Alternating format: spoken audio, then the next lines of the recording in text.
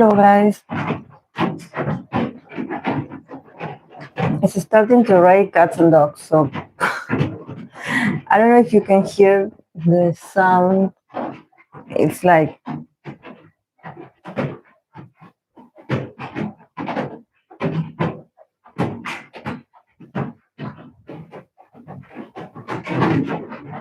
oh my.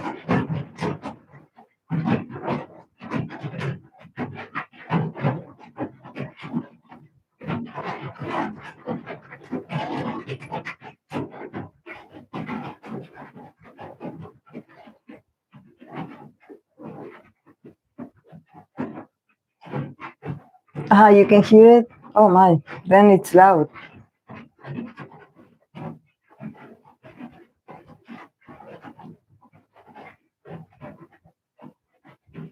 I'm writing down the today's readings, guys. Sorry that I'm looking at this way.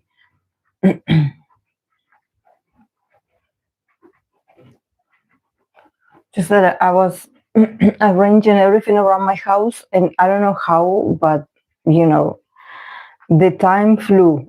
The time passed by so quickly that I was like, oh my god, it's already.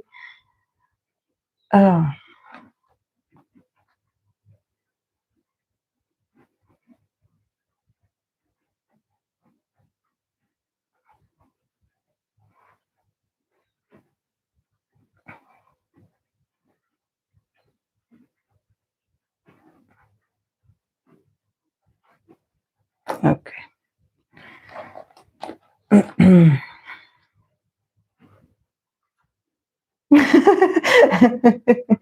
Yes, I'm sure. Wait. Has anyone watched now that you know I was talking with some people in Discord about Pursuit of Jade. Has anyone watched the C-drama The Best Thing? That it's also this actor, Zhang Linghe. I believe it's him and another actress. That she reminds me so much of Jenny. She has like the same eyes, like even the smile. She's so pretty.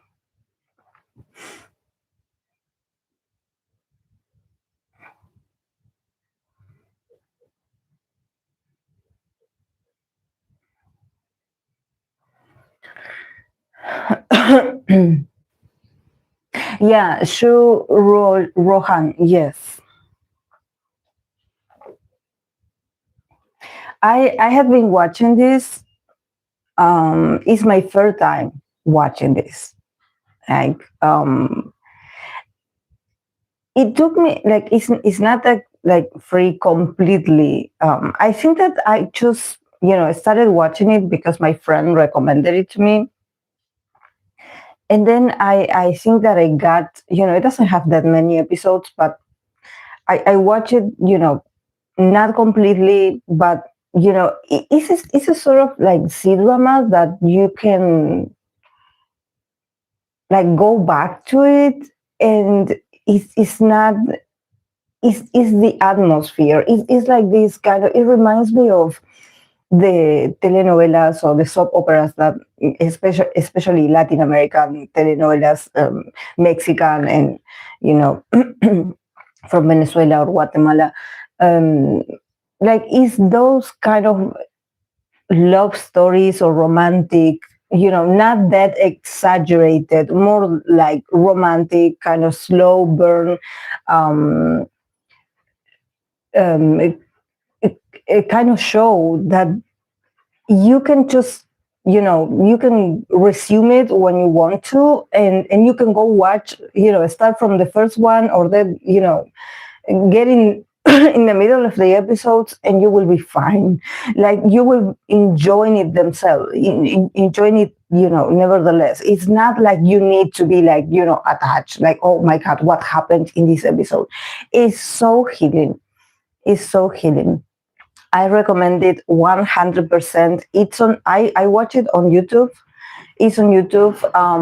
I did find a channel that has like all the chapters together. It has English subtitles. I don't know about Spanish because I try to put the Spanish subtitles, but it doesn't make any sense sometimes. So I'm like, I'm going to go for the English one instead. But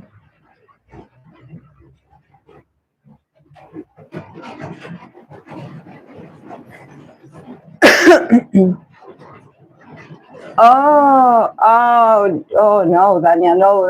I watched the documentary. It traumatized me. Please, like, go find something more positive because that one. Is it about the cult? It's heavy, heavy, heavy. It's heavy, and the more you get into it, the more heavy it gets. But that's what happens in those, with people in um, those groups. I think that you know with years I just want to practice my religion or my faith on my own because I don't trust men. I don't trust men in power. I don't trust men saying that they have the knowledge or they have the word or they have the skill or whatever. Whatever I see a man in power, I'm like, and women and women too. Women that they call themselves like they are like the messenger, like, no. Just, let me do my thing, let me connect with God or with my religion on my own. I'm going to be fine.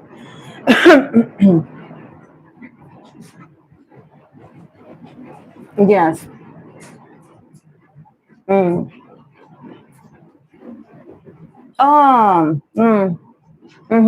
Yes, it's disgusting. But yeah, the best thing is literally the best thing. If you want to go and watch a C drama that is so soothing, is so nice for your soul, is romantic, but it's not like exaggerated romantic. It's nice. It's nice. It's nice. It's so peaceful. I would say it's peaceful. It's peaceful. I think that sometimes we need those kinds of, you know, those kinds of romantic. I mean, because honestly, like I am a romantic personally, but I have a hard time like watching K dramas or even C dramas that are romantic. I think that sometimes they are like it seems like it's too perfect or it's too staged or it's too like I don't know. I think that it's not my kind of style of things. I get very I find it cringy certain scenes. I cannot connect.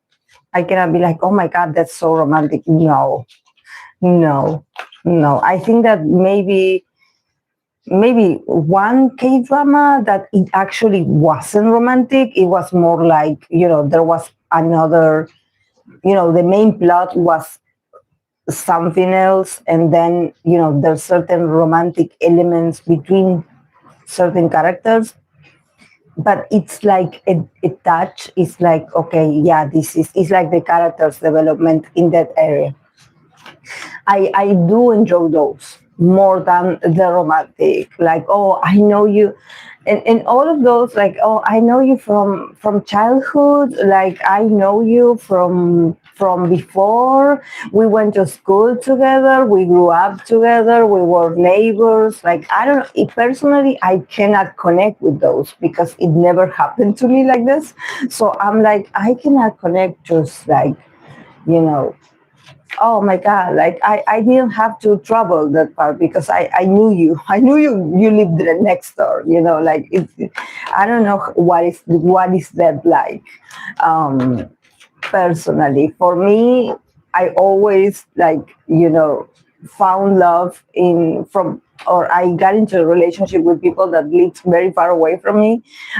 So it's the effort to go and see the person. It's like, okay, let's meet. Okay, I will go to see you. You will come to see me. There's the part of you missing the person, not like, okay, I go to buy groceries like a couple blocks away and then I find you in there. Like, no, it didn't, it never happened to me like this. I don't know, maybe for some people it does. For me, it's a bit annoying. Like, I would find it like very annoying to find an ex of mine at the grocery shop. I would find it like, oh my God, I will go buy somewhere else. I will go to another state to buy things, because I think that that about running into your ex or running into your first love. I think that there's certain things that, it's okay to leave it in the past. Like, you don't have to remind me that we dated, or that you knew me.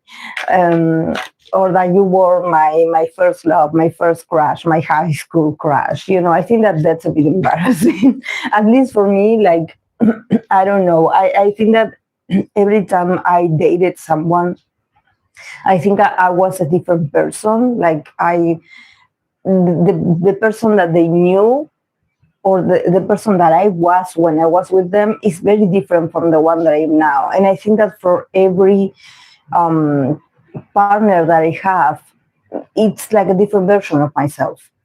So I think that going back to an ex, or going back to remembering, like, oh, remember when we used to date? Yeah, I think that there's no way I would be like, wow, that's something that I want to go back there.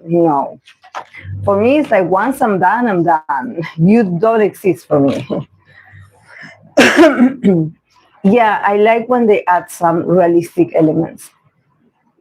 Yeah, imagine seeing your ex all the time when you just want to grab some milk late at night.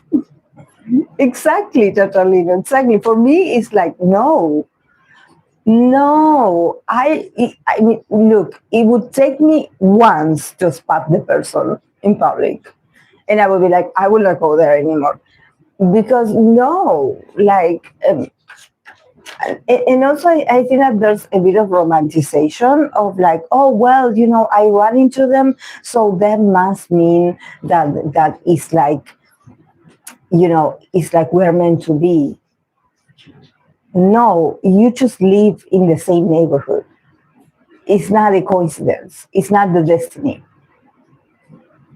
Also, it's so funny, especially in K dramas, when the girl, especially the girl, is very successful, and then she has a big job at the city at Seoul, and then she something happens, her career sort of collapses.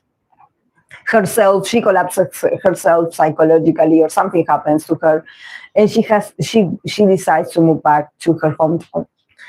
And I think that is so, like, wow.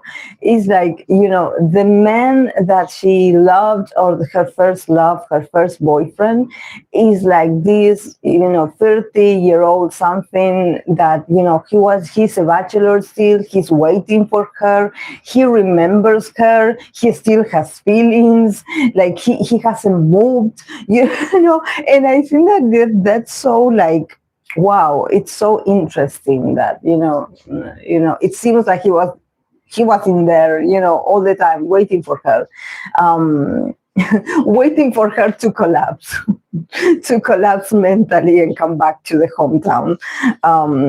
And I think that in that, I'm like, I mean, I kind of understand, because personally, I had, lived in different sites, different parts of my province, especially in the capital, where there's a lot of work, a lot of competition.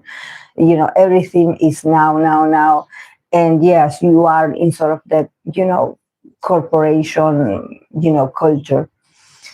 And then when you decide, or when I move back to my house, to my neighborhood, or to my the place that I grew up in, yeah, it's a change. Definitely, things here is like they didn't change that much. People, the neighborhood, it feels very like, yeah, there's old people, but also um, there's a bit of like there's new generation of grandchildren that they do have children, and some do, some don't. But it's a change, definitely. But I don't know. I don't have anyone. Like, I never liked a neighbor of mine. I never had a crush on a neighbor of mine. Actually, personally, I always thought they were ugly. But I don't know, maybe. And also, I didn't have that many neighbors. I had more like, there were a lot of girls, a lot of yeah, girls in my neighborhood, um, more than boys.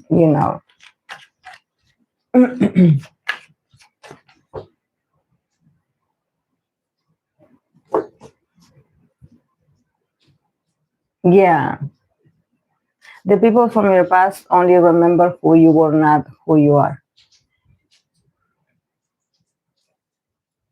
Thankfully, mine is another state. See, that's a positive. It's like, well, we don't have to run into each other. The only problem of dating Sagittarius is they randomly appear somewhere very far away at any time. Yeah, I would be scared to date this Sagittarius, because I know that just they can come and go, and I think that I wouldn't be so like, I want you gone. Like, please, if you go away, just go. Don't forget my address. Don't come with your backpack, and being like you want to install yourself in here and start over. Like, no, no, don't do that. Don't do that. Honestly, it sounds so creepy. Like, I would move across the country and delete myself from the internet. I never ran into my ex, but I had a friend who, for some reason, kept me updated for a long time about him being fat and ugly, even though I told her I didn't care. Looking back, that was very weird of her. Yeah.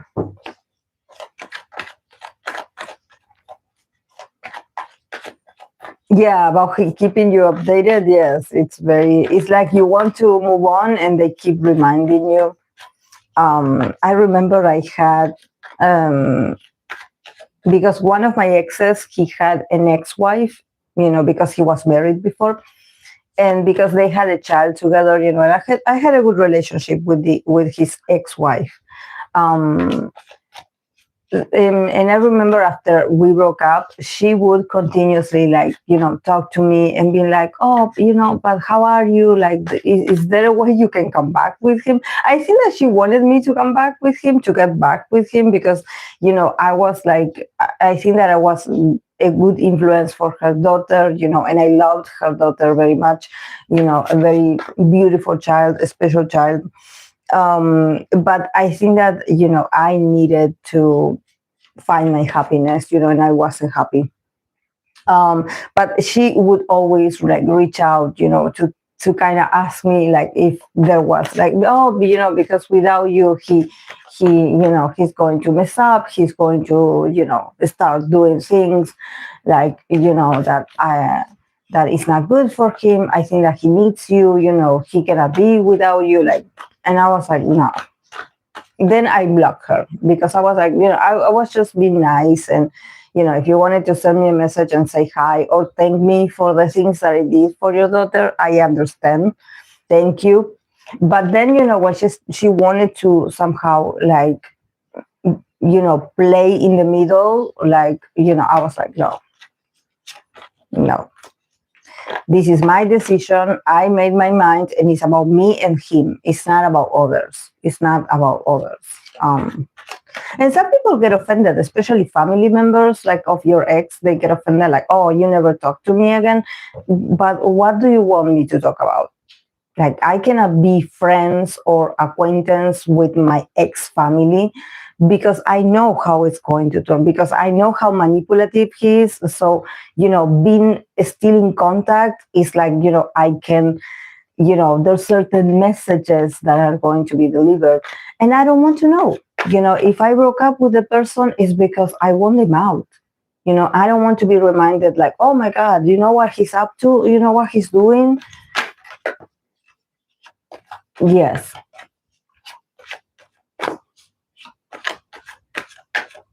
Nowadays, I love people like a sport. Yes, definitely. For me, I do this. Like, I don't, I think that I don't have that part where I'm like, um, I'm watching other people's social media. Like if we're done, or if our relationship didn't work, or if something happened, I will block you. So I will stop. I think that I'm that drastic that I block, because I don't want to see anything. Like I don't care. I don't care if you post, because I had exes that they were very, you know, not only about messaging me through social media, but also making content or creating posts with certain phrases that they would be like with double meaning, to somehow, it's not about being shady, but they were like sending me a message, and I was like, "Oh, you're so childish. Like I cannot. So I would block them. Yes. And because I don't want, out of sight, out of mind. Like, I don't want to see you. Like, if you are not that important for me, I don't want to see you. I don't want to see you. That's why I don't understand people that they just stalk their ex's accounts. I'm like, I don't want to see. I don't want to know. I don't want to know. I don't want to know, because I think that is taking up, a mental space in my mind that I could use for something for myself. I think that I'm giving away my attention to something that I know that it's over. So if I know that it's over, why keep playing this game of like, oh, well, I'm without you, but I miss you. And no, you could have done things right when we were together. Now it's done. I don't know. Mm. Yeah, you could be using that energy to find someone else or focus on yourself. Exactly. Yes. I don't know. Especially for me, I was like, my own self, my own person, my own mind, my own, mentality. Once I broke up, or once, I realized like, okay, it's over. It feels like I go back to myself and I start listening to myself. I start hearing my thoughts more clear, and it's like my myself is like it's saying welcome back. Welcome back to you. Welcome back to yourself. Hello, how have you been? How do you feel? What do you need? Let's do this. Let's do this. I never left you. It's just that you were occupied, or you were more like caught up in other people's issues, like your ex had issues, or you had issues with your ex, so it was all about him, or it was all about his circumstances or his family, and you forgot about you. So I think that those were moments that taught me a lot, that I was like, I always I always view this as like, it's very interesting, how I often forgot about myself, because there was a lot of drama in my relationship. And it's not drama like I created drama. No, it was more like, I think that I had partners that they were very emotionally volatile. So there would always be something happening. They would always have these like oh my God, you don't love me. Oh, you don't pay attention to me. Oh, I'm going through something and you don't support me. And I'm a very, I'm a very empathic person. It's just that they have this sort of like crashes in their personalities very often, and they are very emotionally needy. So I always felt like they were like, pay attention to me, pay attention to me because I need you, pay attention to me because I have a problem, pay attention to me because I have this. Um, and and I would always, try to help from, being supportive and everything. But I think that there was a moment where I was like, is you the problem?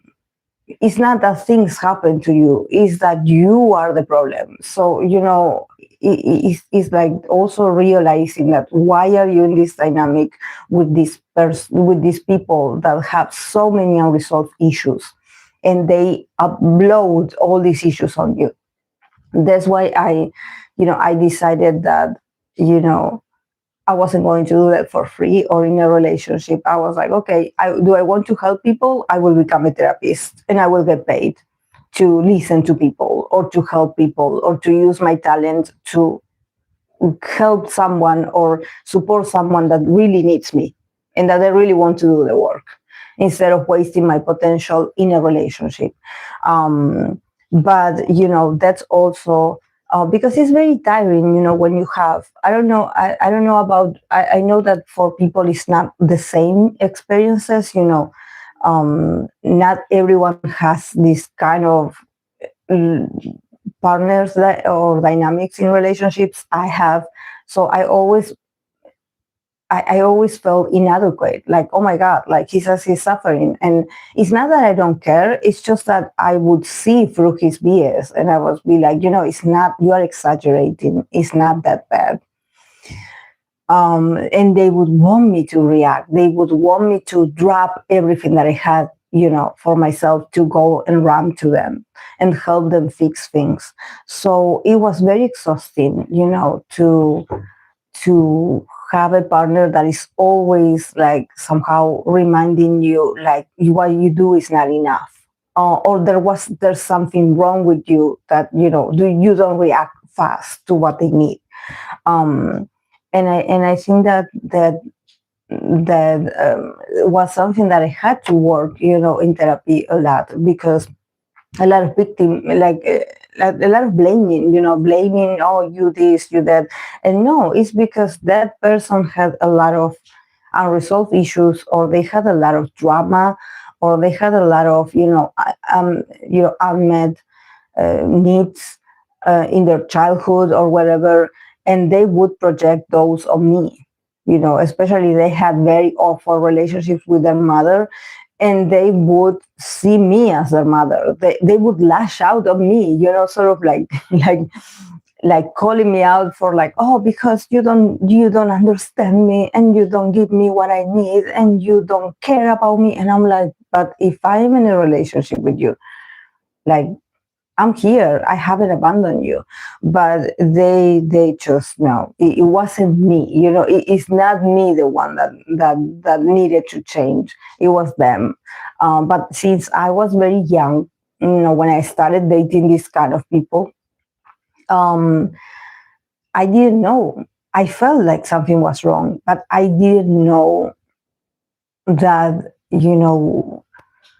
probably like they were like putting the blame on me, and I just it's not that I was perfect, but I wasn't doing anything. Like, I wasn't an inconvenience to them. I wasn't creating the chaos. I was immersed in the chaos. um and and often forget about me. So yes.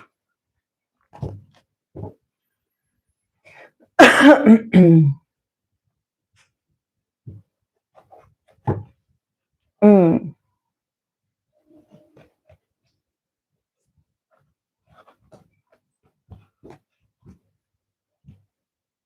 mm. I'm not about to be a therapist for free. Yeah, people that can be silent are people that can stand silence. If you can be alone with yourself for a day, you should be worried.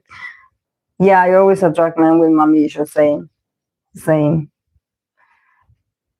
Yes. Mm-hmm.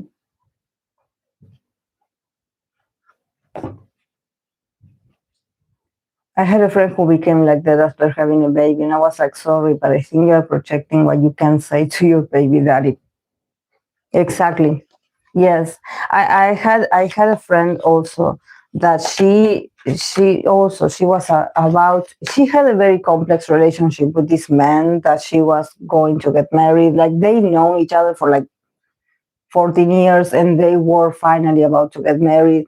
And I remember I was so busy at work, and I was working, I was studying at the same time, and I barely had time to sleep. Like I was super busy. Um, and she was on the whole, wedding preparation, and she wanted me to, I guess she expected me to be like one of her bridesmaids. I don't know. She never said like she wanted me to be a bridesmaid.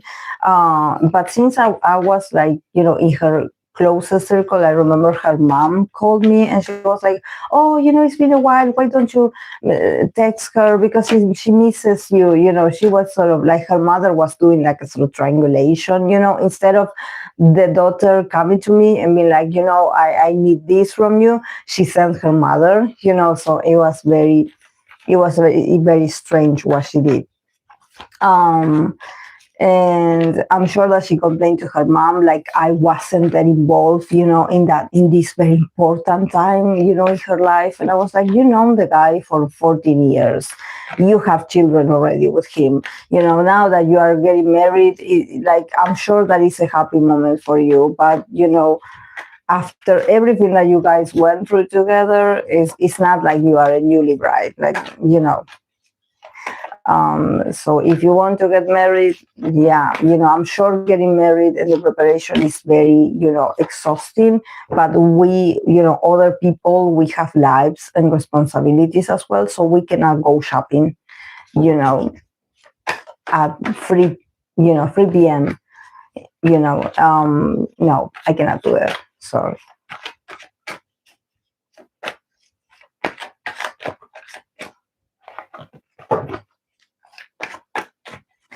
But well, it is what it is, guys.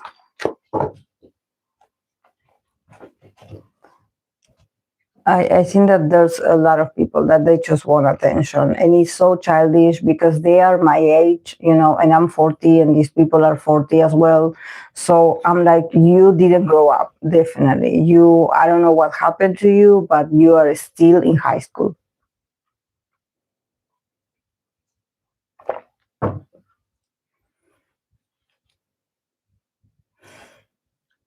Okay, guys, I'm going to tell you who I have on my list for ideal romantic partner for 2026. This is the series. I have the actor Yoo Yeon Seok. I have the British singer Raye. That she's not is not K-pop related, but I do love Raye. So yeah, let's pull some cards for her. I have the Boyz Sunwoo, 17 Mingyu, Treasure Jihoon, BTS JK, Stray Kids Hyunjin, NCT Yuta, the actor Zhang Linghe. He's so popular, and they want to know his ideal romantic partner, and BTS B. Talking about BTS, next Wednesday, if everything goes well, I'm going to do a live stream for the romantic life in 2026. Remember that after they were discharged for the military, I read for them for romance in 2025. So I'm going to do it for this year, for 2026, for all the BTS members. It's only going to be for BTS members since they are coming back. They came back. They have this new album, and everyone is so happy. I read for the group already. I did a 2026 reading for them already. I already seen with the cards, how this year is going to go for them professionally. But yeah, let's move to a more like happy, exciting, positive kind of vibe that it will be romance. Let's see for romance for BTS in 2026. Let's see what they have available. I'm going to do it on Wednesday. So if you are a fan of BTS or if you are a fan of some of them, you can, you can join the live stream. But yeah, it's going to be only for them. So yeah, I will not take requests for other artists. It's just them.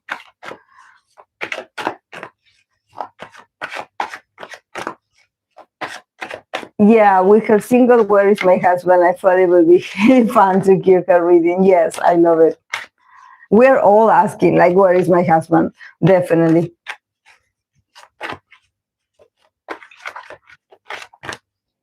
I always thought I would have a husband. Always, like I never and it's not like I want to get married, but I think that I've always felt like that that sort of like title is not like, oh my god, I don't want a husband. No, for me, I would like one, but I think that since I'm a Capricorn, I have heavy Capricorn placements. I'm a late bloomer, so probably I could find my husband later in life, not in my 20s.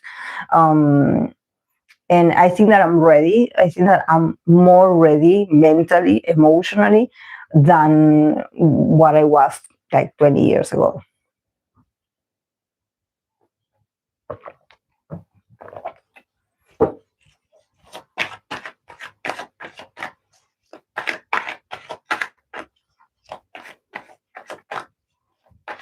Yeah, I was wondering, like, where is JK in the documentary? I was like, but I have been wondering where is JK, like, not just the documentary in the concert or as well. He always been the center, and I was like, I had trouble like finding JK in the concert. I was like, where is JK? So I guess I just focus. First of all, I was very interested in watching and looking for Yoongi and Jimin because it's been so long since I see them on stage that I miss them so much. And I was like, where is Yoongi? Oh, look at his hair. He's so cute. I loved his short hair. And then I look at Jimin, and Jimin looked beautiful, ethereal. I loved that sort of style with him. I miss him too. And the others is not that I don't miss them. It's just that I seen them. I seen them. I seen Namjoon. I seen Jin. I seen B. I seen Hobby. They have been doing their thing. So their face. I'm like, oh yeah, there you are. I seen JK. Yeah, I seen JK. But the other two, the mysterious ones, I was like, I cannot wait to see them, and I was. But then, the second time I watched the concert, I was like, wait, why is JK on the side? I was like, why is JK on the side? I was like, oh my, I don't know. Yes. When am I like 4 years?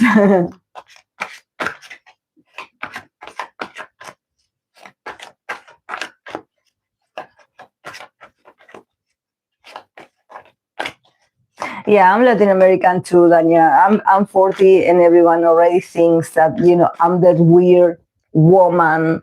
Like, I'm sure some of my family members, they think that I'm gay or, that I'm bisexual or something like this. No, I like men, and of course that there's nothing wrong with, I could, through life or through years, discover that I find someone of the same sex attractive. It hasn't happened to me. I like men, but I don't like certain men, especially the ones that are available. Um, I don't know.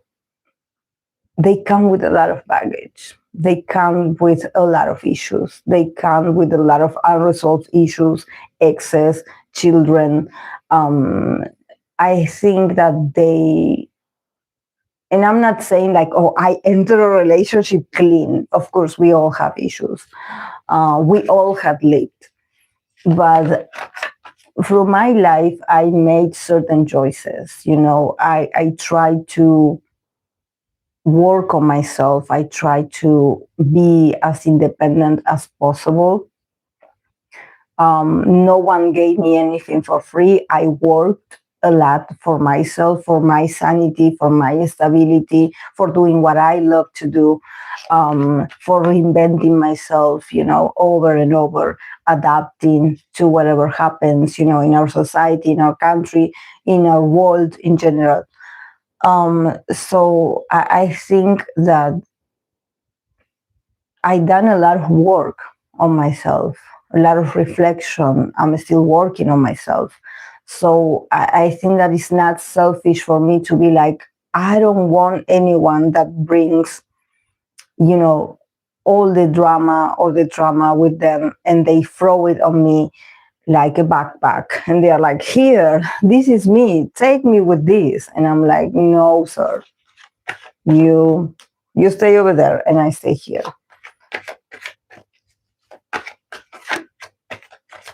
Mm.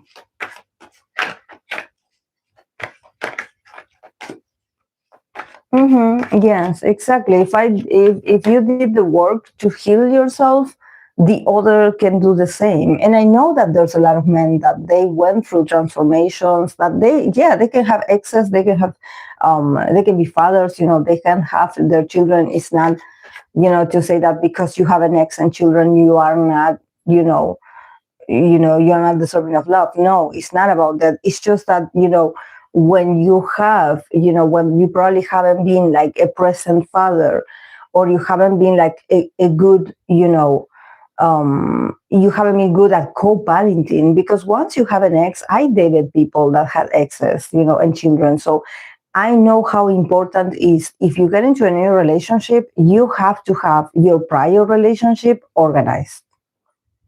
And probably like if there's some issues between the two of you, and if there's some past, like, oh my God, one of them is not over the other, or there's like we come and go, and she's still in love with me, or I'm still in love with her. Like, if you have all these things, just don't get with me. Just finish what you have with your ex and then see, but for me, I'm like, no. If you want to play like, oh, I'm with you now, but I have an ex that she's still waiting for me, I'm like, no, I don't do that. I don't do that. No. You better resolve your past issues. But no.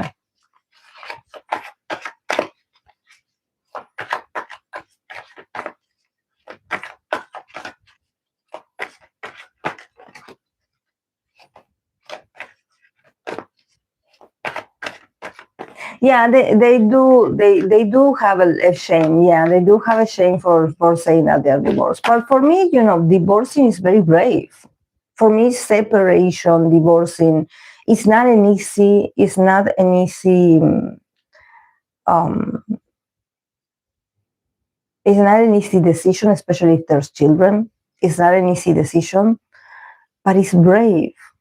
Every time you break up, or every time you break up and you stay separated, or you made your choice, or you made your decision, I think that experience also helps you grow. It helps you. It can be painful, of course, to because you do, every time you end a relationship, it feels like you failed. You do feel it like, oh my God, I failed. Even if you don't have to be married, but maybe you lived together, you had, everyone knew the two of you, that you were this couple, and people had expectations. Oh my God, I thought that the two of you would be, endgame, that the two of you would be together forever. And it's like, no, it didn't work. And people feel a bit like, oh my God, but why? Why did you break up? Why did you want to break up? Like if there's something wrong with you, and sometimes, people also project again, because they don't know what it's like to end something, that if you're unhappy, you can end, that connection that makes you unhappy, or you can end it and go find happiness on your own, or find what you need to be okay on your own. You don't need to stay with the same person and be like, oh, but I hate it here. Oh, he doesn't make me happy. She doesn't make me happy. They always do this to me. And I'm like, always blaming the partner. The partner. Oh, no, because they did this to me. And this is why I am like this. And no, like, you can separate, but you have to think very well, because, I mean, there's people that they are toxic like this. They go back, they go, and for me, it's like, once I knew it was over, it was over. He did or said something that for me, it's sort of like it did something in my brain that I was like, oh, I cannot I cannot be with you anymore. Like, I'm sorry. Like, I had been giving you chances. I had been patient, and I'm like, no.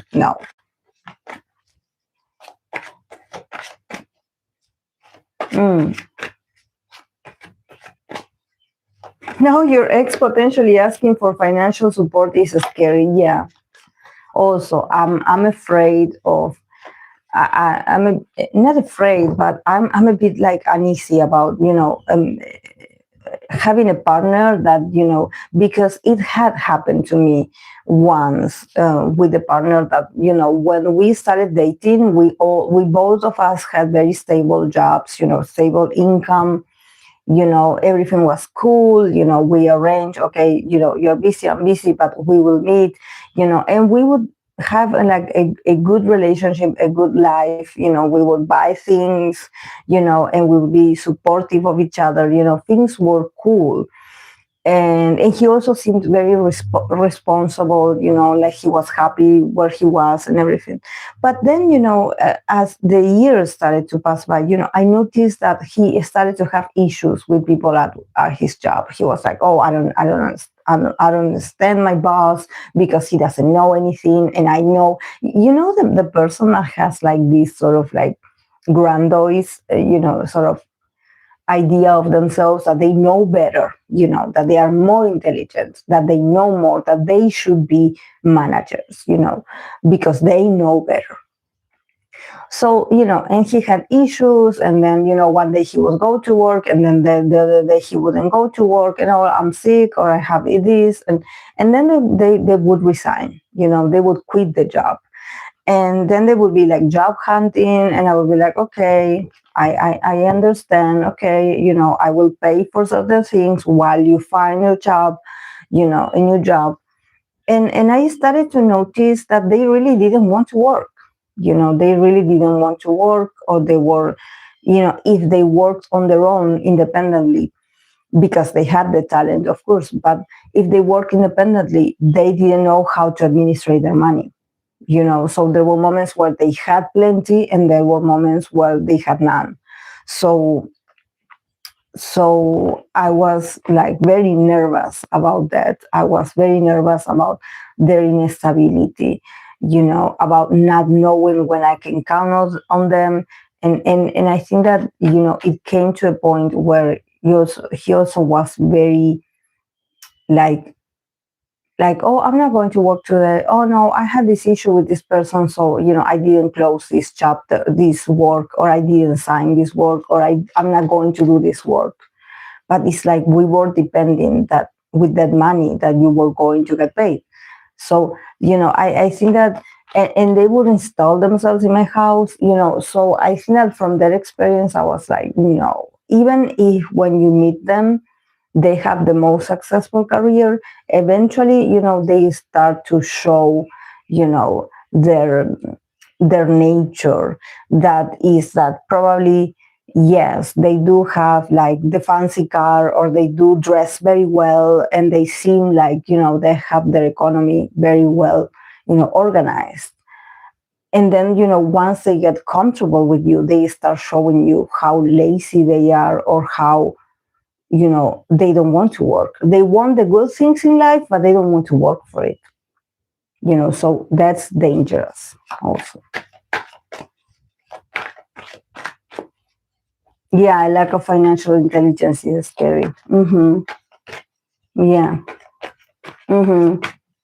And usually that happens I'm not saying like, oh, me, no, but it happens to a lot of women that they are like the stable source of income, and of course that, when you're working, you're going to have disagreements. You don't like the place that you're working at, or there's certain things that are unfair, but you keep going because, you have to pay bills. You cannot be, oh, like, I don't like the face of that person, I'm not going. No, we are not children. We have to, be responsible, and that's when I also started to notice that, sometimes when we meet a person and they tell us, okay, what do you do for a living, and they are like, well, I work in this, and I work in this business, or I have this business, and everything seems so prosperous, and everything seems so like amazing. And then you start seeing that actually they are very bad with their finances or with their work, so you start seeing that actually that's a facade. They're selling you this lifestyle of successful person, but probably they don't have any. It's just appearances. They probably dress well. They have the best of the best, the latest phone, the best devices ever. But it's just a facade. Actually, they are not that prosperous. They are not that prosperous. Mm. Okay, guys, I'm going to start because I have been ranting and I have a long list here.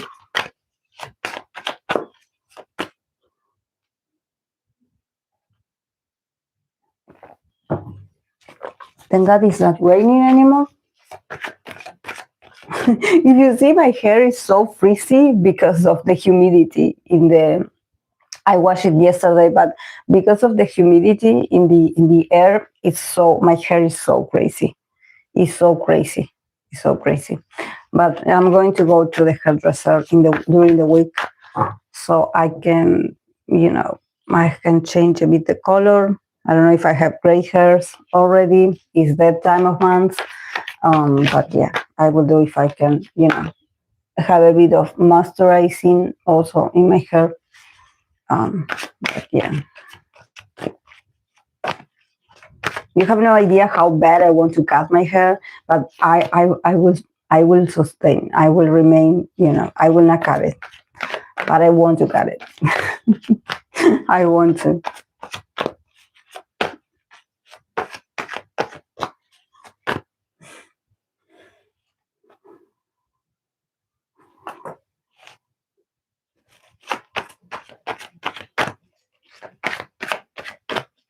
No, my friend actually, she got it cut also through here, and I wanted to get the same haircut. So, I don't want to, because we're going to look the same. We're going to look like twins, and I don't like to, to have what others have, and I think that it's her style, it's her moment. I will cut it at some point.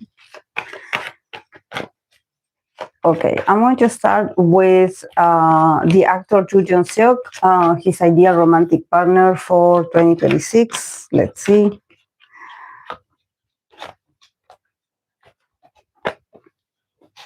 Hmm.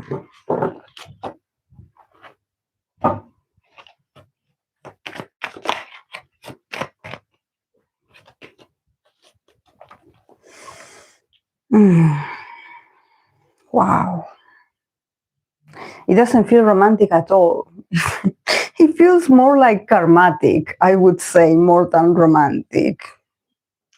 Okay, for the actor Yoo Yeon Seok, we have the Knight of Swords. We have the Eight of Swords. We have the Two of Swords. And this card, because I'm going to pull 4 cards and that's it, but it jumped, the King of Pentacles. And we have the Death card. The Death card just jumped. It's an extra card. And we have the Hierophant, that in here, the keyword says unlearn. So yeah, probably, a lot of this year he has to unlearn something about love and relationships.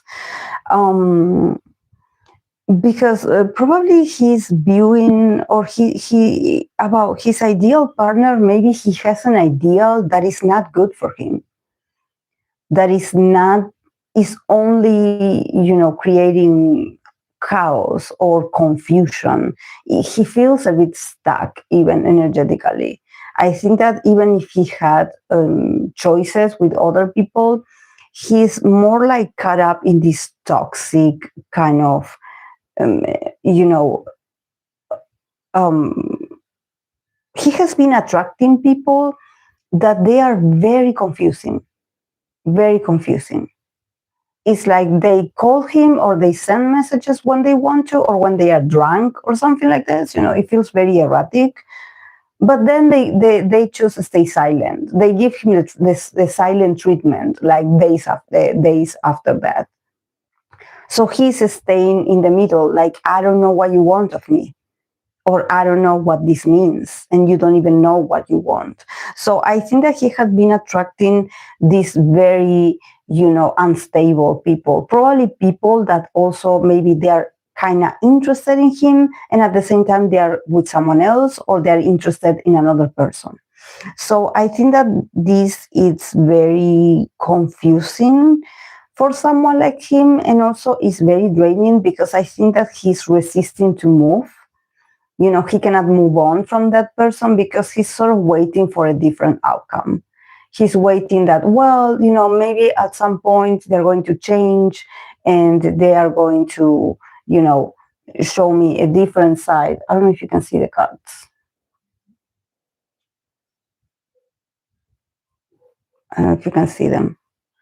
But I think that yeah, definitely he has to put an end to this. He has to put an end to this, and honestly, he has to remember his value, his own self value. He has to remember who he is. Him as a bachelor or him as a potential, husband. I would say, because I think that there's something about marriage in here. He has the age, he has the experience, he has everything. So I think that definitely he needs to remember who he is. He needs to remember that he deserves better, that he is not about, the person. I think that the ideal person for him would be someone that reminds him of how powerful, or how, you know success successful he is. Someone that really can show admiration. I think that he hasn't been feeling admired for a very long time, and he has been very consistent in his efforts. Maybe he had showed up for this person, he had, done things for this person, he had even like give them money or something like this. Like, it feels like he's a very, he's someone that he's very, also, like, very stable, and probably he's very loyal. But I think that, there's a lot of like mental, like there's a lot of mind games in here, and it's not good for him. It's not, he doesn't deserve this. He doesn't deserve to be like this, especially because he's a King of Pentacles. And also he is, husband material. So he cannot waste time with people that actually are playing with him. Yeah, I think that definitely he has to put an end to this. This is why we have the death card. See, he has to go through a sort of transformation, like just end things with whoever is confusing you, just end it. End it. Because this has been happening for a while. This dynamic with this person, like, oh, okay, now I want to be with you, and now, no, I don't want to be with you because I don't know what I want. Like, don't go for that person. Don't go for people like this. Don't go for people that they don't know what they want. And they just call you because they're bored, and because they're boring, or maybe because they enjoy your status. So they're like, oh yeah, I will go with him because, he's so famous. So don't do that. Don't do that. Just value yourself more, and the Hierophant that it says unlearn. He has to also unlearn, maybe he has some rigid, views of maybe relationships, marriage, maybe how a man, that this also the King of Pentacles, that is like, oh, well, I have to remain faithful. I have to remain stable just in case she needs me, or just in case they need me. I have to be there. And it's like, no, you don't. If they make you feel like you're not worth it, like what you're doing, if you're not seeing advances with someone, just stop it. Stop, stop putting your energy, your money even in there. Stop it. Just value yourself more. Value yourself more. He has to, there's a very rigid view that he has about maybe, when you are like, getting to know someone, or when you're like, no, but I will do things like this, and I will be patient because I'm a gentleman. And yes, you can be a gentleman, but you don't have to be a fool. Like, he's definitely being hanging in the air for someone that doesn't deserve you. Someone that doesn't know what they want. So why are you doing that? He needs a more like a stable partner, someone that can remind him of like, oh, you're great. You're great. Thank you. Thank you for this that you're doing for me. Because he's a very generous and loyal lover and potential, husband. But it's just that he has been putting his eyes in someone that just confuses him. And they talk to him when they need him, and then they ghost him. So no, don't go for that. Don't let that person ruin your life like that.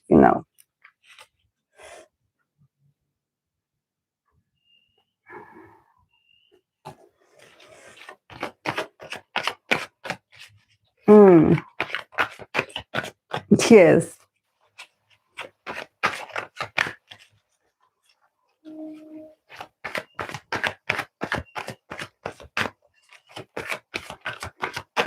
Okay, let's see for Raye.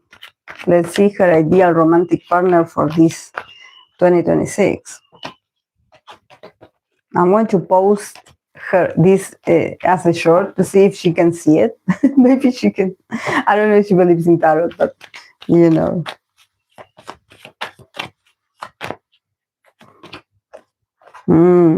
And she's a Scorpio, right? Is she a Scorpio? Or is she a Taurus? Or something like this? Because she got the death card that it says let go. So, yeah.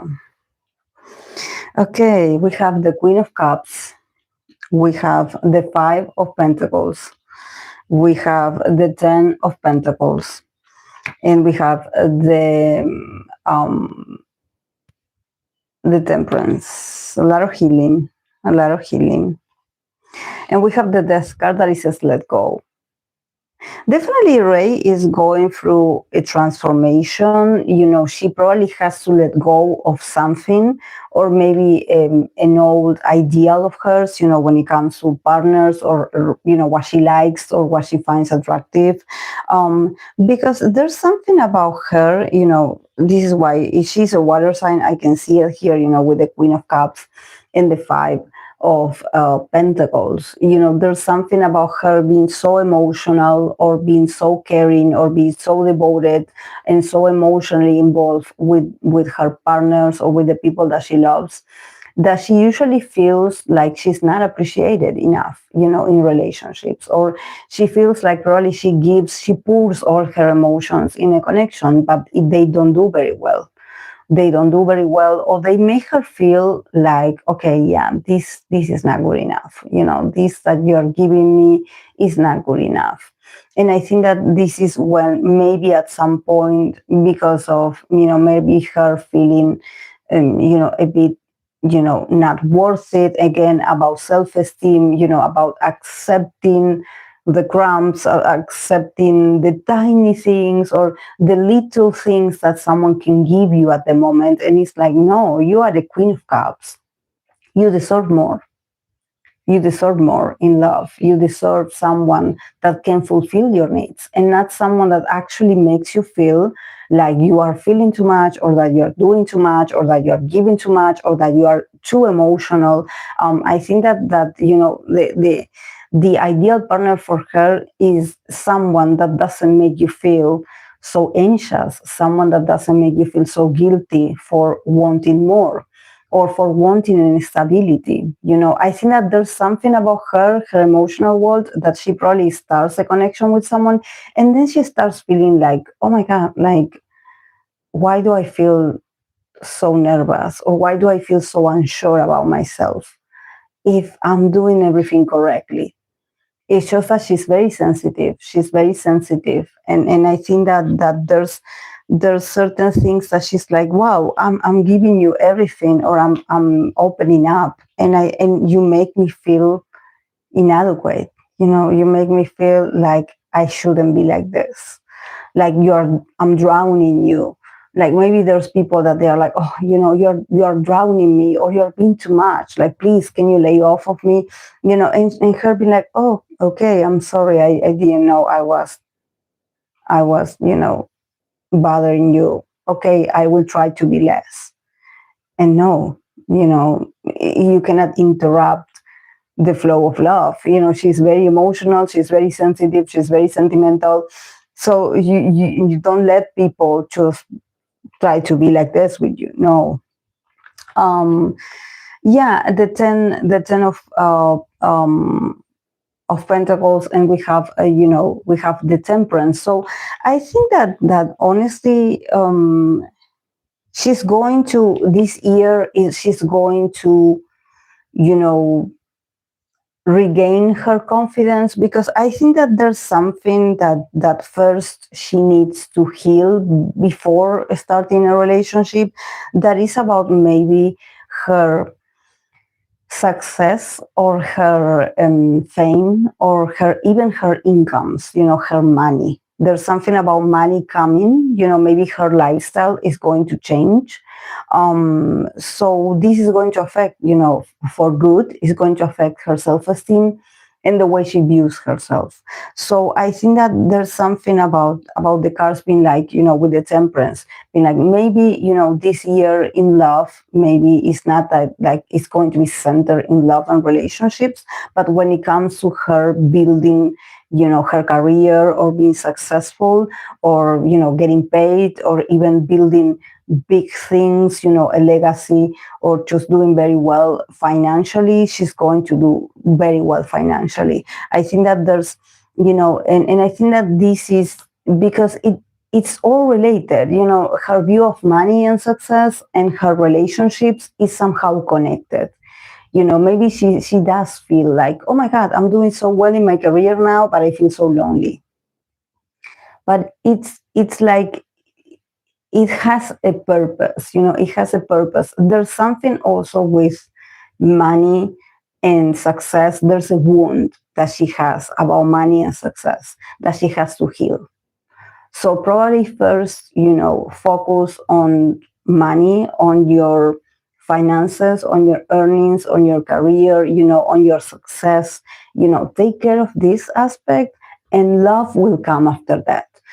Because I think that she needs to fix her relationship with money and status, because I think that probably, she's going to escalate, she's going to start building more like successful realities, and she's going to be surrounded by probably more powerful people, or she's going to be surrounded by more like rich people, or more like, people from a very successful environment. And there's a potential healing also in relationships like this, because she's going to feel like she belongs, because I think that, her as this Five of Pentacles, there's something about her feeling like an outsider, or her feeling like she doesn't have, or maybe she didn't have financial security, or maybe it was her partners from before that they actually were lacking financially, and she was the one that was sustaining them, and she was like, like, no, but I want to be with them because I love them, but maybe they just were not good for you. They even affected your finances.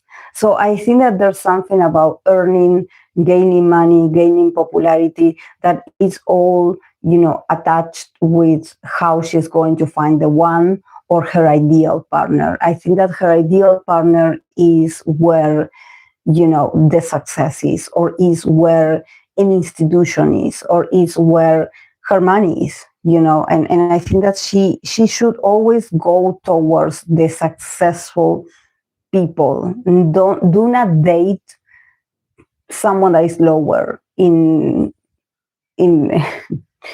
yeah, someone that is like, okay, yeah, I'm a successful artist, but I'm with this man that, yeah, he loves me, but you don't know if he's doing that well economically. Like, just don't date. I don't know how you say it in English, but is it like, don't date like down, like don't date below your, your own circle or your own circumstances, because she's rising in popularity, she's rising economically, so her life is going to change. You will not be the outcast anymore, or the underdog anymore. You're going to get bigger and bigger and bigger, and in there you're going to meet people that vibrate with the same prosperity. Yeah, let go. You are no longer that person that, I don't know if she struggled initially, like the couple of years before, if she struggled to make it, or if she was struggling economically, but it's like you are going through transformation. You are not going to be poor anymore. So, don't date poor. Don't date poor.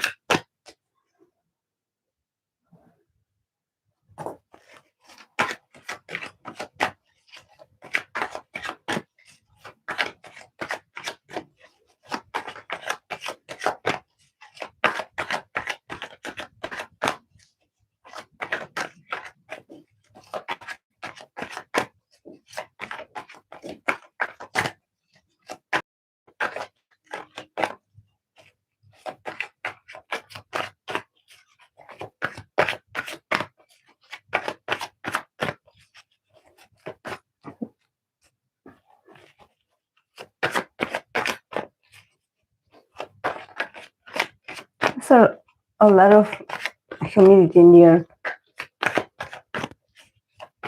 Okay, I want to pull cards for the Boyz Sunwoo, ideal romantic partner.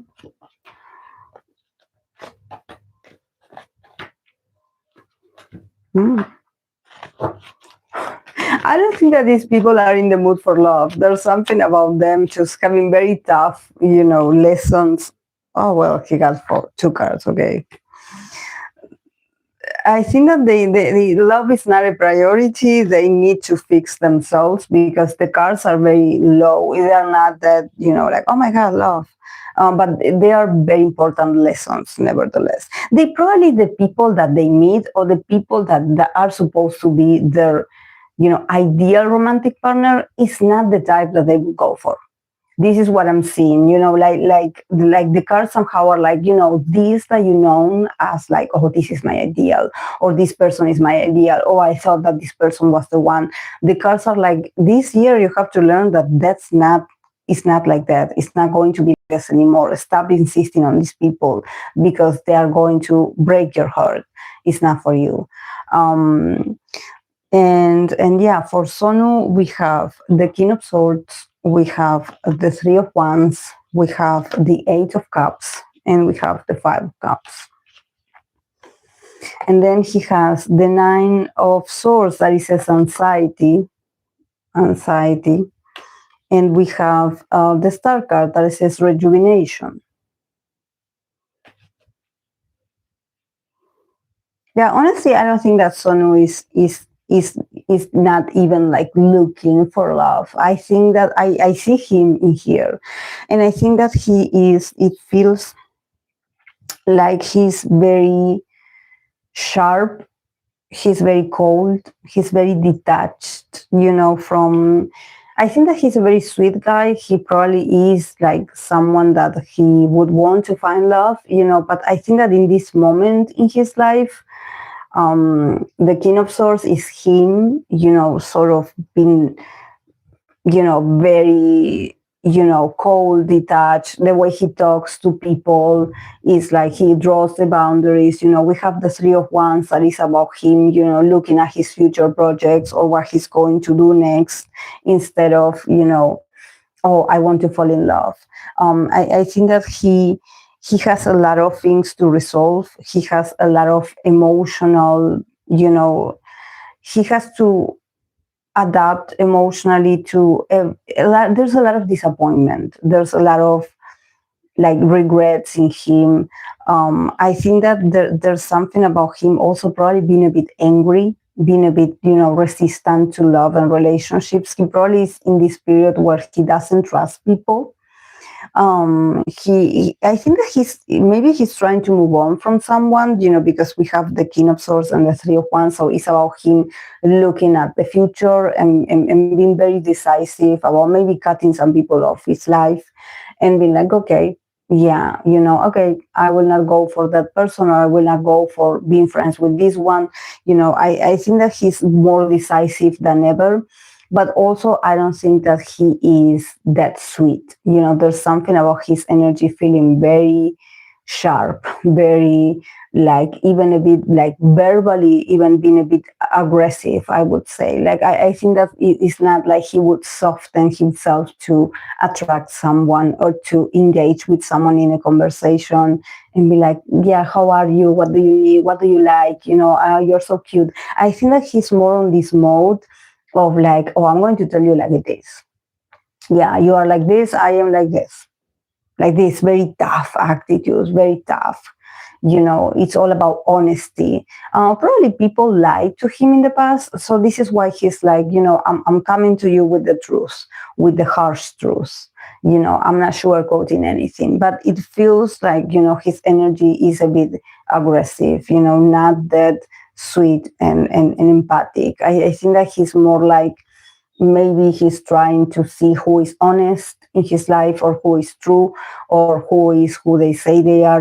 He's looking for truth and clarity. He doesn't want to be confused. He doesn't want fairy tales. He just wants to be left alone. Because there's a lot of emotional processes, that he's going to go through, the Eight of Cups, the Five of Cups, he's still, there's a lot of emotional turmoil inside of him. He has to accept certain things about his life, maybe, losing friends or losing connections, moving on emotionally, not being that attached to certain people that maybe he called friends. He feels like he lost something. He sort of feels a bit like, a bit moody, also a bit moody, like, yeah, this is ending, or I'm accepting that this is ending. I think that for him is more, maybe this year is more about his connections and his friends, and not so much like, connections and love and the butterflies. I think it's like, no one can do this process. It's a very personal process, and he has to go through this himself. This is why we have the Nine of Swords and we have the Star. So the Nine of Swords, anxiety, he's definitely feeling very sharp. He probably feeling very paranoid sometimes, not being able to sleep that much, having a lot of anxiety about what is being said about him or how he's being perceived, but I think that it's all about the fame, maybe being part of this industry is a bit, it gives you anxiety. So, this is why he's like, no, I'm not looking for no ideal. I'm just looking for myself. I'm just looking out for myself, because, this industry is relentless. And he is also someone that, it takes a while for him to heal. Probably this 2026 is more about him learning that, okay, things are changing. How do I do to not feel that affected emotionally? He probably is going to miss certain people, but also he's like, I want to have a future. He's also looking at his future projects, or he's looking at, what he can do, physically, like, where do I go to, where do I travel, where do I go and work? He needs, he needs to make plans for his future. And emotionally, he probably all these, heavy emotions, he's going to deal with this later. But there's a lot of trauma, I would say.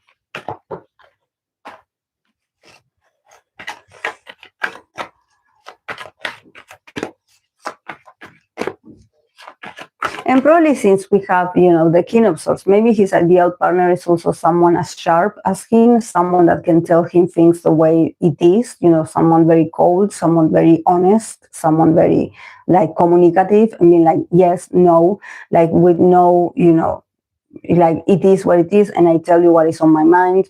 Someone very sharp as him. Because he's feeling like this. Like, do you have something to tell me? Yeah. Don't be fantasies with me. Just tell me what you want of me. Something like this.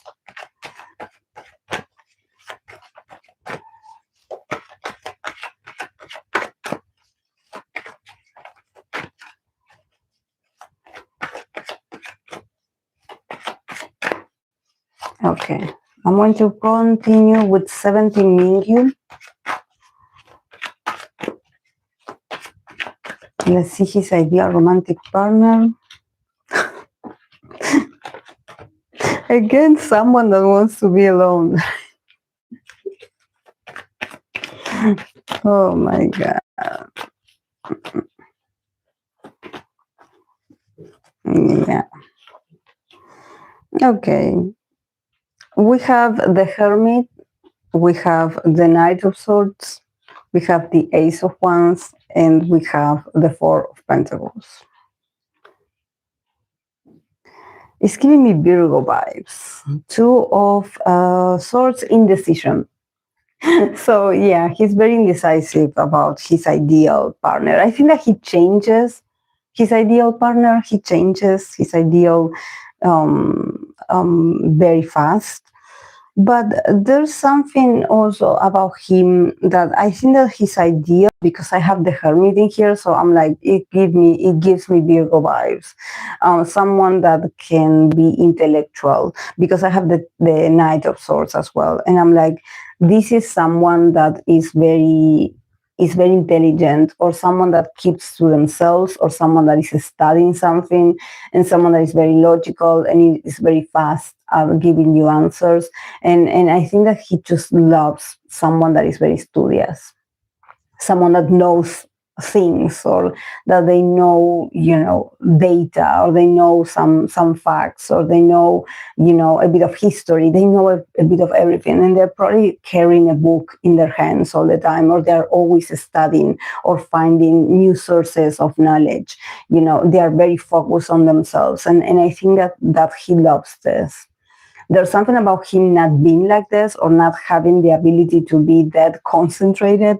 So he's like, I love this. I find it very attractive. He finds it very attractive also. And I think that it's not about like love, because I have the Ace of Wands. I have the Ace of Wands and the Four of Pentacles. So the Ace of Wands is all about physical attraction. I think that he finds, maybe someone that could be a bit more on the nerdy side, someone that is very studious, someone that is very much about like research and just, being all the time surrounded by knowledge and wanting to know more. I think that he finds that very stimulating. He finds that very hot. It's very hot. There's something about him being like, I'm so attracted about someone that is always like, their mind is always in the books, or their mind is always in, collecting information. He's like, wow, that's so cool. I think that he's not that superficial, like, oh, because, he's a man, of course, we have the Ace of Wands. So, there's something about Mingyu being like, yeah, I do feel, I do feel sexually attracted to certain people. I'm not blind, but I think that this kind of person is the one that can sort of evolve a certain kind of like obsession for him. With the Four of Pentacles, there's something about like, I cannot let this go. I like how they make me feel. They make me feel like I have to do something to distract them from whatever they're studying or whatever they're putting their mind into, because these are very solitary people, or these are people that they keep to themselves, or they choose, they are very professional, or they're always studying, or their eyes are always looking at something and they are not looking at him. So I think that he finds it very exciting, very, stimulating how this person is not focused on him, and that they are not like, fangirling behind him. He loves, that he has to fight to get their attention, or he has to, start like arguing with them to get them out of this, of this, like they are very immersed in their things. They probably don't know about others, or they are just focused on what they have to do. And if they have a task, or if they have a responsibility, they are very much like, going inside that. And he's like, I want that person to be that obsessed with me, because why they are not looking at me? They are not even looking at me. And he finds that just like a challenge, This is a very Aries of him. It's a very Aries man. Like, how come you're not paying attention to me? Everyone pays attention to me. Why don't you pay attention to me? And what is so interesting that you're not looking at me? And I think that is very manly of him. And also, the two absorbs indecision. I think that what he finds attractive also is that he doesn't know how this person feels for him. So maybe there's moments where he's like, I think that they are into me. I think that they were checking me out. I think that they really like me. But then there's moments where this person does something or doesn't do something that he's a bit indecisive. Like, do they like me or not? Like, I don't understand. And this confusion is hard. I find it very hard. I obsess because I don't know what's on their mind, or I don't know how they feel about me. So I'm very interested, very interesting.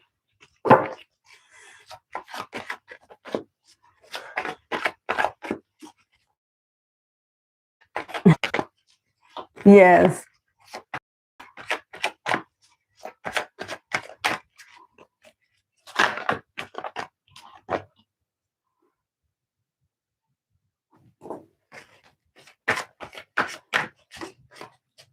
Okay. I'm going to continue with Treasure Jihoon. Treasure Jihoon, ideal romantic partner.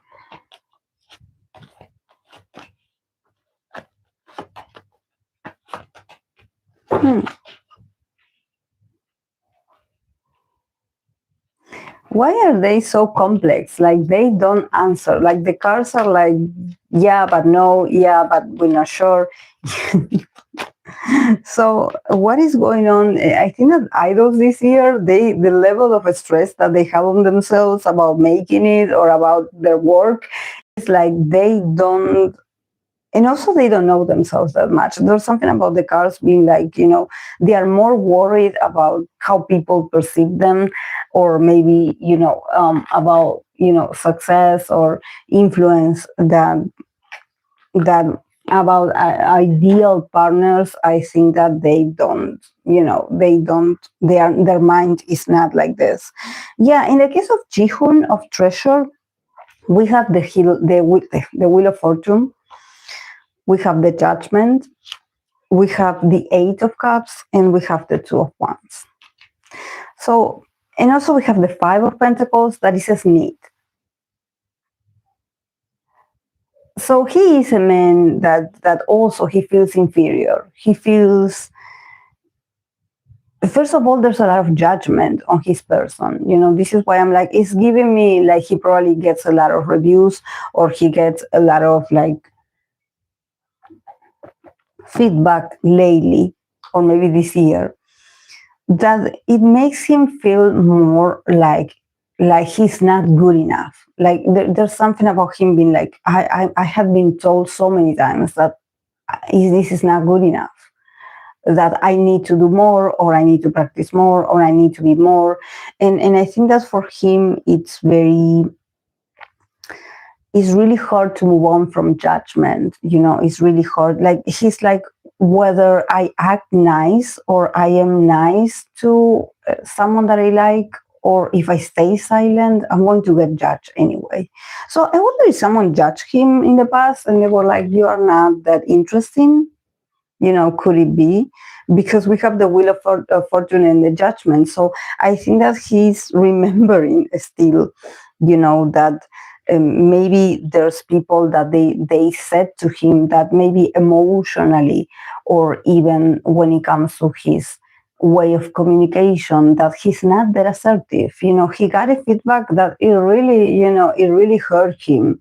It's like, wow, like, am I do I have that many flaws? Like, what is going? And also, he probably criticizes himself very much. It's like, criticism is part of his life, I would say.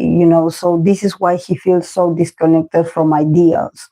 It's as if he was like, okay, why would I have an ideal if I feel like I'm not ideal myself? There's a bit of like, I don't love myself that much. But the Eight of Cups and the Two of Wands, is about him slowly through the year, as the year passes, the months start like passing. Maybe, he will go back to work on himself, or he will renew his image, or he will go back to be active. I think that work in his profession, it takes a lot of his personality.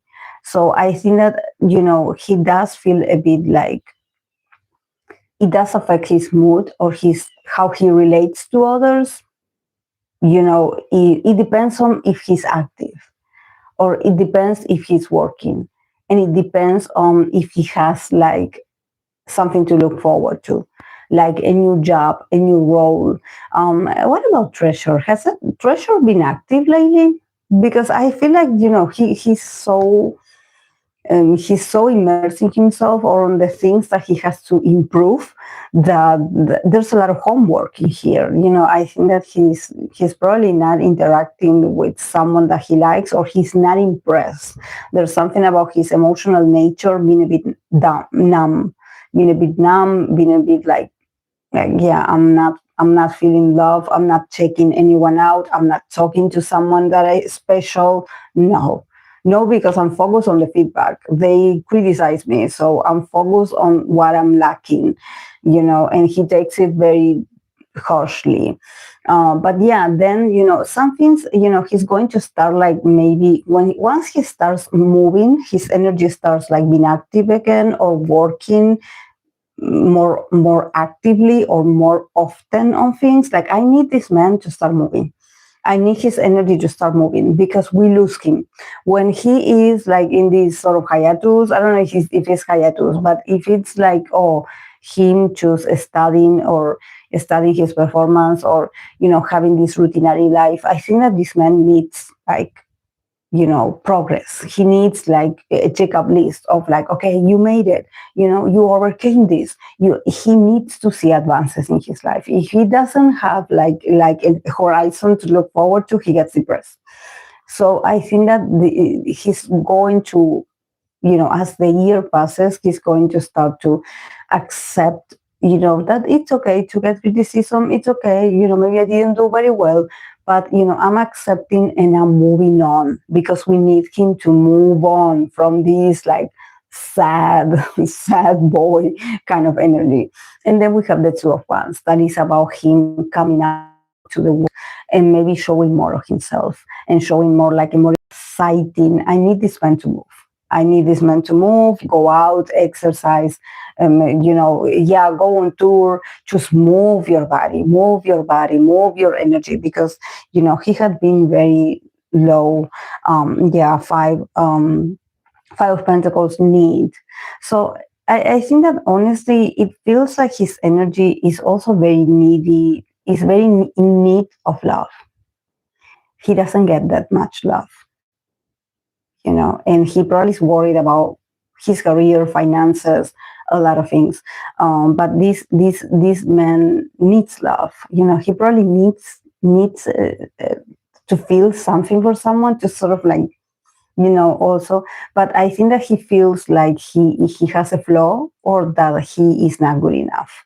So this is why love or partners or ideal partnership is not appearing in his cards because he's not ready. There's a lot of there's a lot of there's a very low self-esteem. There's a very low self-esteem, and also his self-esteem is attached to his work.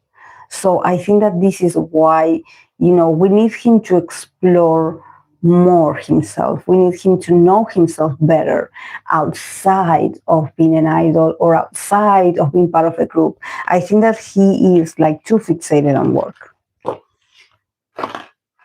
And they are not very kind at work either.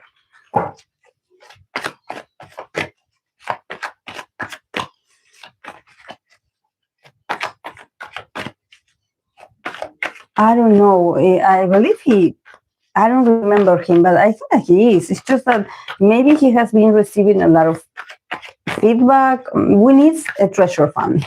We need someone to tell us how they're doing, because we need to take care of these boys. Like, what is going on with their self-esteem? It's so low. But he's going to get stronger. He's going to come back. Don't worry. You're not going to lose him.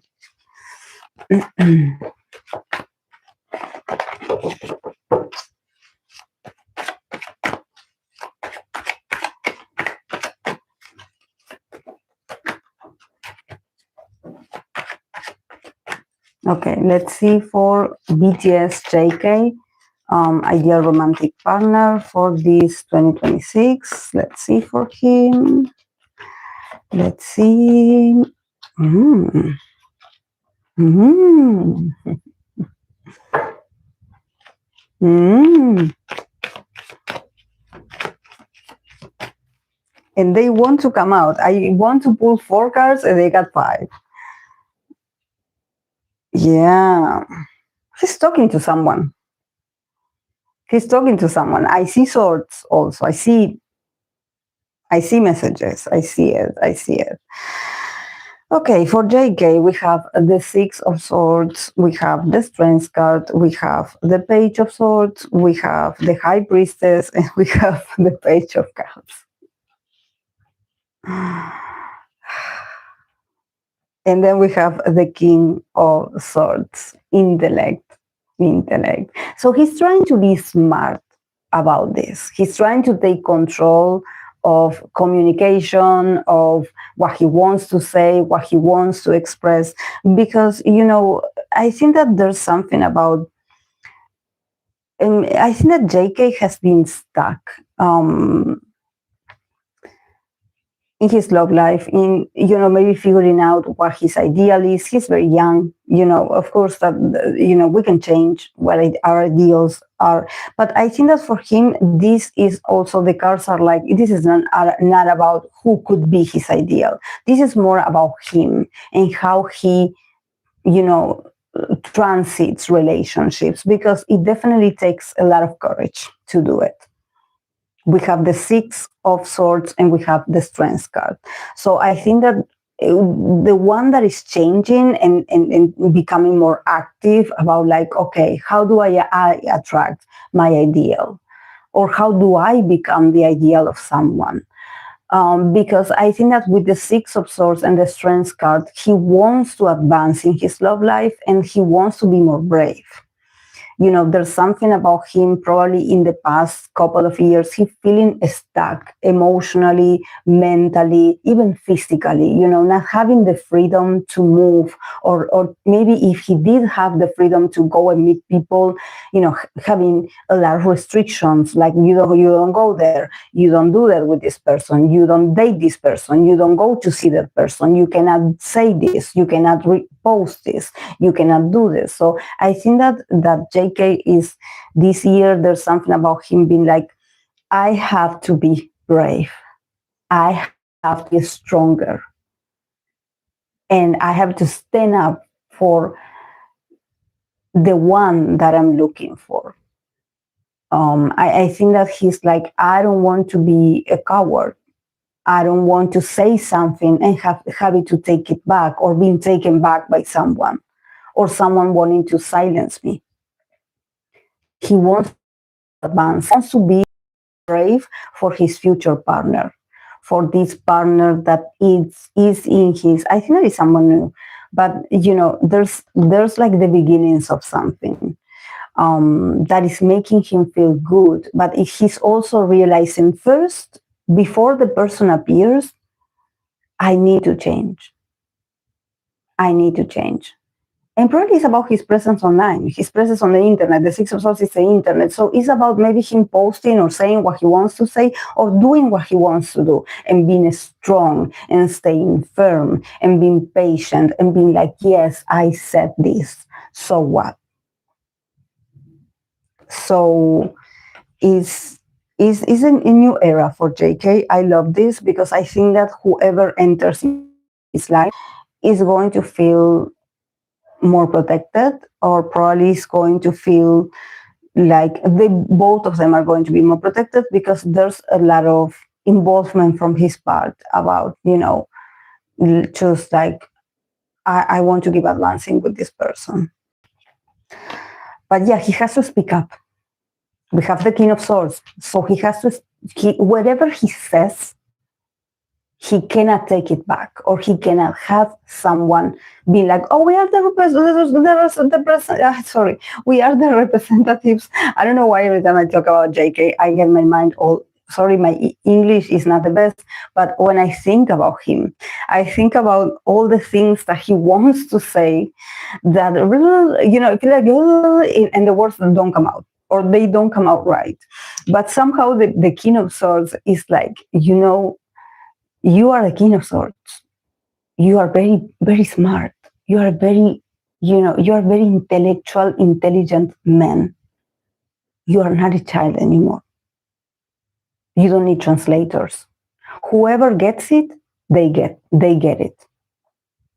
So don't let people try to correct or try to translate what you want to say. Whatever you say, or whatever you post, or whatever you do online is your doing. You are the King of Swords. So don't let other people come in to be like, no, because we're analyzing what he said, and this is not what he said, this is not what he meant. It's like, don't let don't give room to other people like trying to interpret what you say. You say what you say. You are a King of Swords. Be clear, be intentional, be intellectual.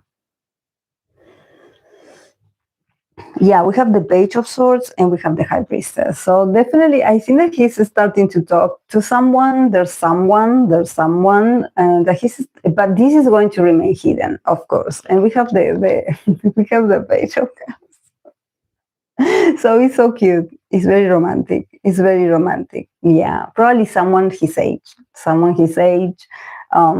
intelligent as well, but it's going to remain hidden. It's going to probably, they message each other or they talk, and it's just cute. It's cute, but he's feeling the butterflies. And he's going to keep it hidden, of course. He's going to keep it hidden. Yeah. I don't think that this is an idol. I think that it could be someone that works with him or from another industry. They could start talking like through DMs. Like there's something about, the communication is hidden. It's not like, oh, they met, they were in the same building. No. I think that they know. And he's loving it. He's starting to feel the butterflies. But I think that there's something just very, and I kind of resonate with this, because I feel it like for JK, there's something about the mysteriousness of this just being more appealing. Like he falls harder for someone because he knows that it's like a secret. They do have a song, right? In the last album, that is the song is called "They Don't Know About Us." Well, kind of like this. kind of like the high priestess is like, just keep it between the two walls. Like no one has to know. No one has to know. Not even the people closest to him. But he knows. He's so happy. He's so happy. He's so happy. He's going to be happy. Just that is the beginning. This is why it has to be a secret, because it's the beginning stages. Both of them also probably are very immature. You know, they can start like friends, like, oh, we're talking about something and we have something in common. I don't know, they play something, they play a game, or they read something, or they do an activity and they bond through that activity, you know. And probably it's going to go back and forth until they are not even sure if, like, okay, is this person attracted to me, or are they just being friendly? I think that both of them are also very like, well, you know, it could be anything. We could be friends, it could be more. We don't know. It's just starting. It's just starting. It's young puppy love. It's young puppy love. And this is what he needs. This is what he needs. But yes, JK, defend yourself. Defend yourself, especially online. And he's going to start posting a lot. So yeah. But he's a very intelligent man. Just like don't, and he's very knowledgeable about internet. So that of like, oh no, you know, they don't know what Instagram is. They don't know how social media works. JK does know. I don't know about the others, but JK does know. But yeah, I'm going to read for BTS Love Life in 2026 next Wednesday. So in there we can expand if this resonates with this. But yeah, let's see.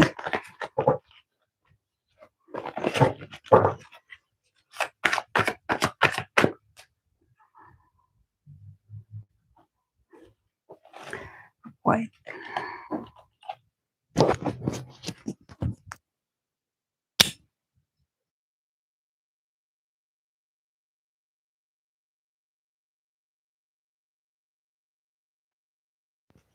Yeah.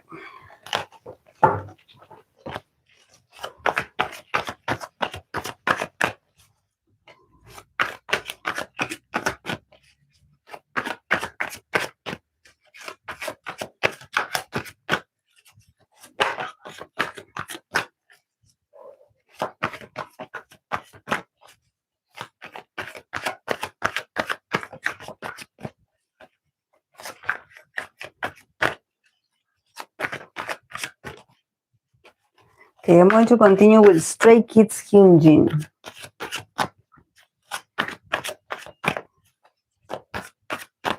Ideal romantic partner for 2026. Why is this man so hermetic? Like, why is this man so focused on work and nothing else? Like, what is going on with Hyunjin? Is he... Could he be is it asexual? I don't know how to say it in English. Is it asexual? I think that he's not interested in romance. There's something just very like, just very distant, you know, like, yeah, he got the hermit twice.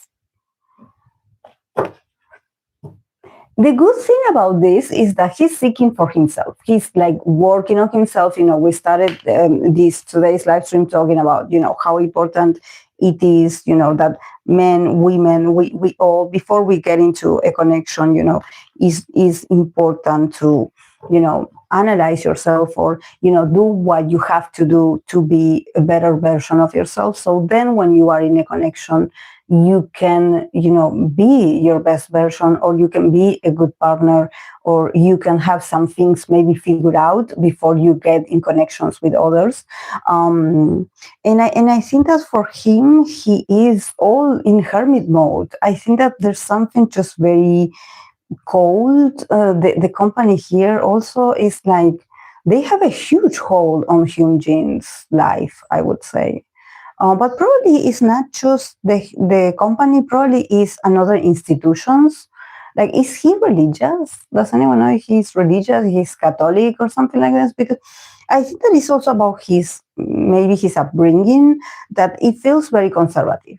It feels like, no, in this part of your life, you are going to focus more on work and not so much on relationships. It's like you have to, be concentrated, concentrate.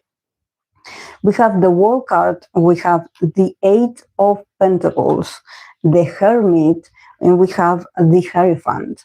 And then we have the Hermit again, that is a seek truth. So yeah, he's being his authentic self. There's nothing that looks forced in here. But I wonder, is he celibate?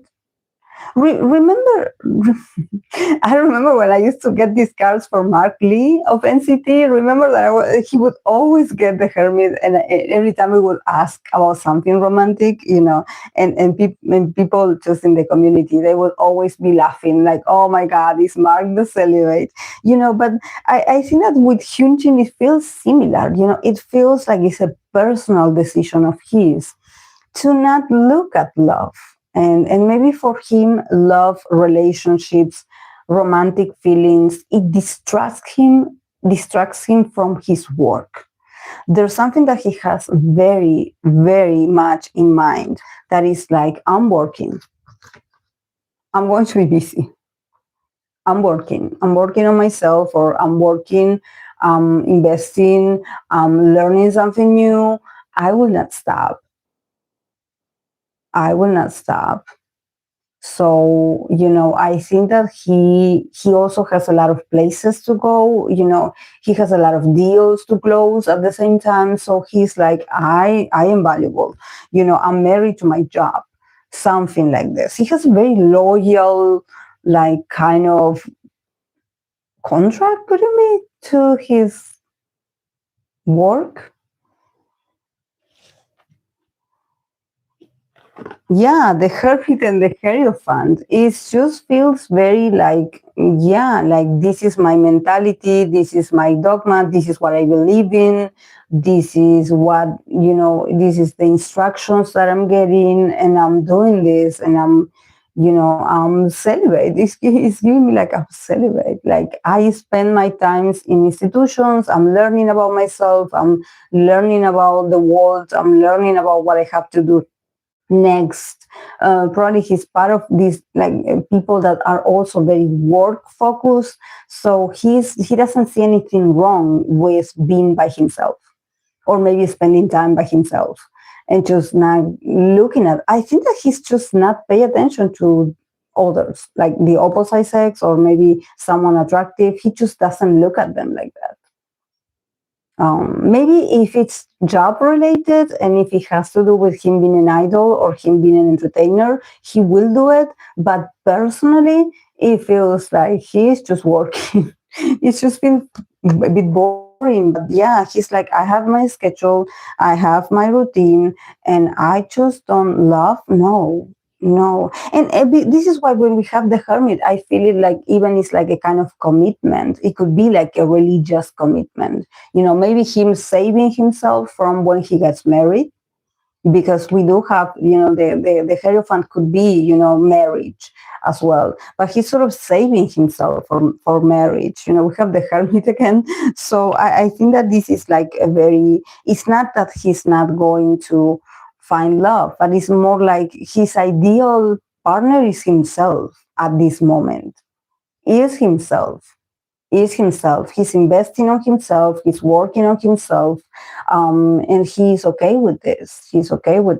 He probably, when it comes to ideal romantic partners, yeah, maybe his view of ideal romantic partner is a bit negative, or it has to do with certain beliefs that he has about marriage or about relationships, about being ready. That is a commitment for life.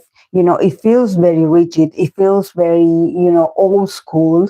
But I think that this is how he was, I want to say trained, but he was like, brought up in that environment.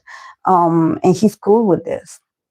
He doesn't have like equity outside of like, oh my God, I'm checking at this person, I'm looking at them, and I think, no, I think that he can be seductive, he can be, romantic and everything, but he does it for, his work.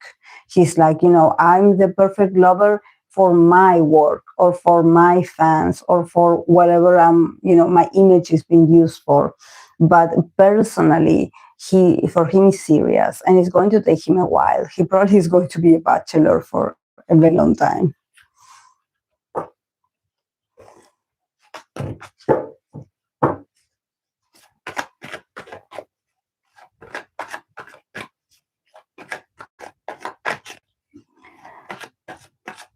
Vanessa, do you think he's like that because of negative experience?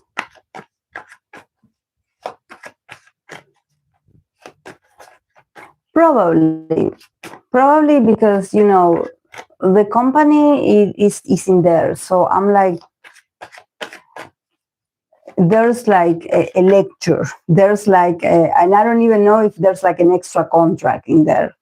Like, we are spending a lot of money on you. So, you better do. It's like they want him to be like the perfect student or you have to be perfect. This is why I was like, this is giving me Virgo energy. They heard me twice. Like you are like, like a monk. You don't have temptations. And I think that he's cool with that. He's investing in this, he's putting his energy in this, he's, regulating himself like this, and he feels like he's doing well. So I don't feel like he is, restrained, no, but I think that there's an agreement. There's an agreement that he is going to live like this, or he's going to, not have the typical experience that many other people have. Because for him and for his career, maybe for the company, it's important that we have this sort of even virginal kind of image of Hyunjin, like we don't want some random people to have access to him. He's holy. This is why I'm like, is this celibate? But he's really embodying, this hermit. He's not like, oh my God, I'm suffering because I cannot go out. No, he's like committed. He's committed. He's like, okay, this is what I have to do. I will do it. He feels very comfortable.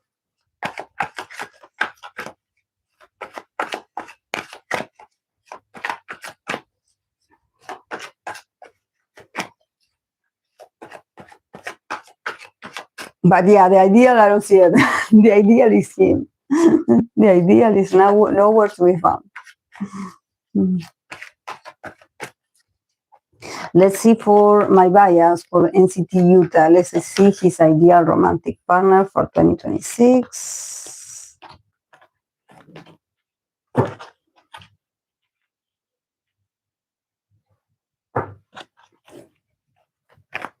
He has a lot.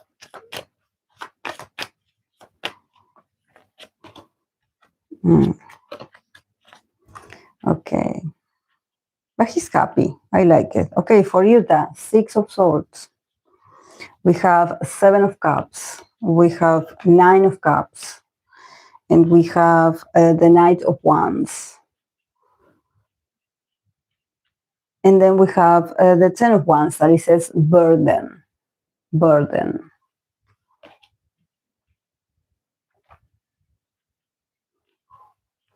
Yeah, it's just that expansive. He feels like, he has more options because, he probably is moving a lot. He feels like, nothing is stopping him from fantasizing about his possibilities. He probably is traveling. His life, it's very expansive. He's getting to know a lot of people. And I think that is the movement. He probably has more movement or more freedom, or there's things that are changing in his everyday life. So it feels like he has like a potential to, have different crushes on people. I think that he has an ideal, but it could change also, but he has like, now I think that he's starting to think more about his ideal partner or his ideal someone because he has the freedom in his mind, or he's doing well personally, or he is advancing in his career. So now, his perception is starting to be like, oh, I saw this person and I find them interesting, and I'm kind of like thinking about them, and I'm like fantasizing about them. So it feels like emotionally my bias is moving. Emotionally, his waters are starting to move, are starting to feel abundant.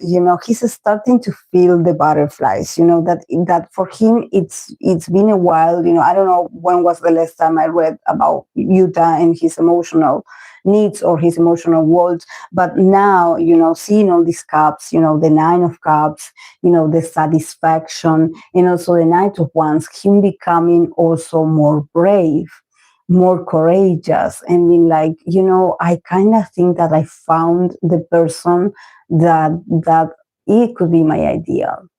I think that his ideal, every time I think I pull cards for Utah, it's always a fire sign.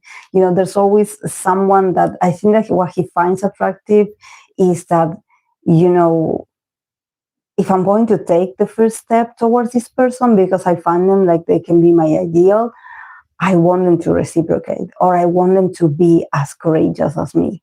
There's something that I think that his ideal is someone as adventurous as he is, someone as spontaneous as he is. He's like, I have no doubt is this person, so I'm going to go to see them, and he kind of wants that person to go to him as well. It's like, I don't want someone that is like, oh, I don't know how I'm feeling. Oh yeah, wait a second. Oh, this is too much. No, he wants someone that is like, I'm running to see you and you are running to meet me. It feels like very passionate. It feels like very free, like someone that is free spirit, someone that is also courageous, someone that probably, yes, they know who he is, or they know his lifestyle, or they know that you have to be careful, when it comes to his exposure, because, it's like for him, it's not easy to go to see someone or to go and meet someone. It has to have certain kind of arrangements, but the fact that he does make the move, or he does go and see you, or he does go and meet with you, is because he's sure that you are special, or that I think that he is about to find, if he hasn't found it already, someone that is like his wish come true, and he's feeling so happy. He's feeling so like spontaneous about this. It's the Knight of Wands, nevertheless. I think that is going, for the moment, is going to be bring him a lot of happiness, or is going to, make him connect more with his happiness, and also I think that there's something, like I said, there's a lot of effort in here. So I think that for him to have the nine of cups, that it feels like you start with the Seven of Cups, that is about having an illusion or having fantasies about certain people, and with the Nine of Cups, it's like you intuitively, or you emotionally received a response that you are like, oh, that person likes me too, they like me back, I'm reciprocated by them, so I feel satisfied. This is why I'm going towards them. This is why I'm being brave, because I know that they feel the same. This is why I think it's important that both of them are in the same, level. Yeah, and we have the Ten of Wands, that is a burden. So definitely, I think that this whole encounters is going to bring him happiness. Definitely, he's going to feel like, when you like someone and you're like, wow, they like me too, and you are so happy because they could be your ideal, and you are like, well, I don't know if I'm theirs. And then being reciprocated, my bias being reciprocated. But, the Ten of Wands, it's also about a burden that, maybe it feels good. It's a good experience for him emotionally to have this, but nevertheless, it's going to sustain this. It's going to feel like a burden. I think that both of them have to be 100%, realistic, or just, if you're going to be brave, just be very brave, because at least from Yuta, it's going to feel like, oh my god, like I have so much things to do and I have so much responsibility, but I'm so happy at the same time that it's going to be tough to sustain. It's going to be tough to sustain, but he can enjoy it. He can enjoy the experience, of feeling like you found, reciprocity, that you found. And I think that for him it's like a whole, it's a change, because maybe for him it's, maybe he had been in past connections, or he had feelings for someone, and then him being like, oh, I was wrong, they don't feel the same, or there was a misunderstanding, and I think that in this is more simple. It's like there's good vibes between the two of you, so it's reciprocated. It's not that he's just fantasizing, so I think that he should go for it and enjoy it. And yes, it's tough because he is an idol. I don't know about the person, but I think that for him, a relationship, it feels like a burden. This is why I don't know if this will become a true relationship, but I think that the emotional connection that they have, he needs to, value this and enjoy it, as long as he can.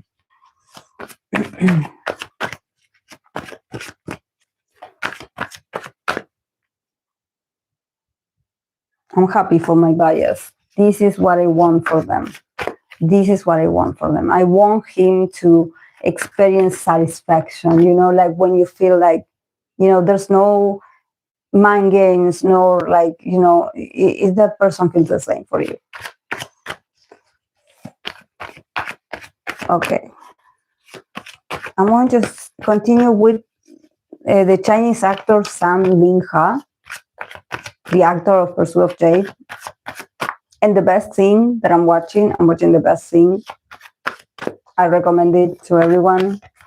If you want to feel good, just watch the best thing. Is literally the best thing. Is great. I love it.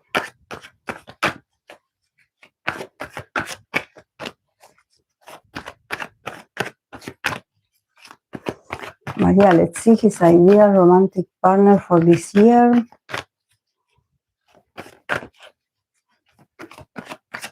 Let's see.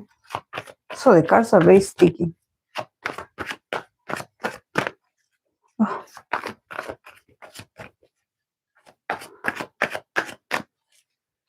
Okay. Zhang Linghe. Let's see. His ideal romantic partner.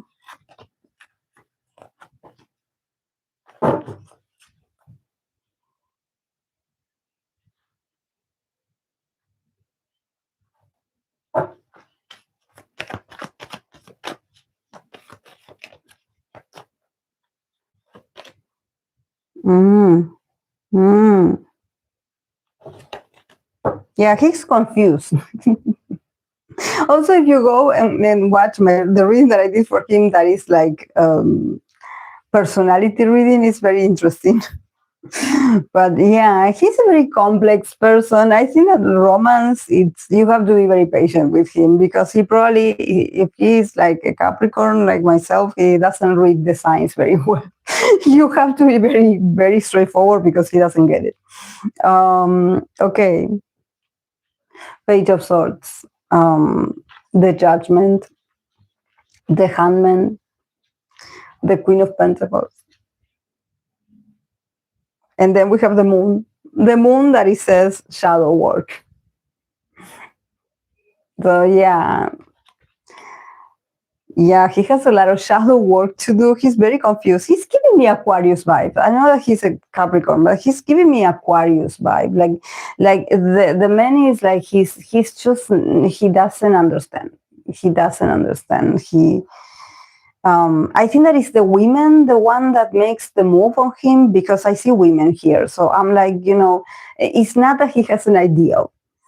Probably his ideal changes all the time, but it's more like the girls like present themselves to him, like they are like, hello, and they start the conversation, they finish the conversation, like, and he is like, and probably there's something dual about this. He probably is talking to two people. It's just that one is younger than him and the other one is older than him.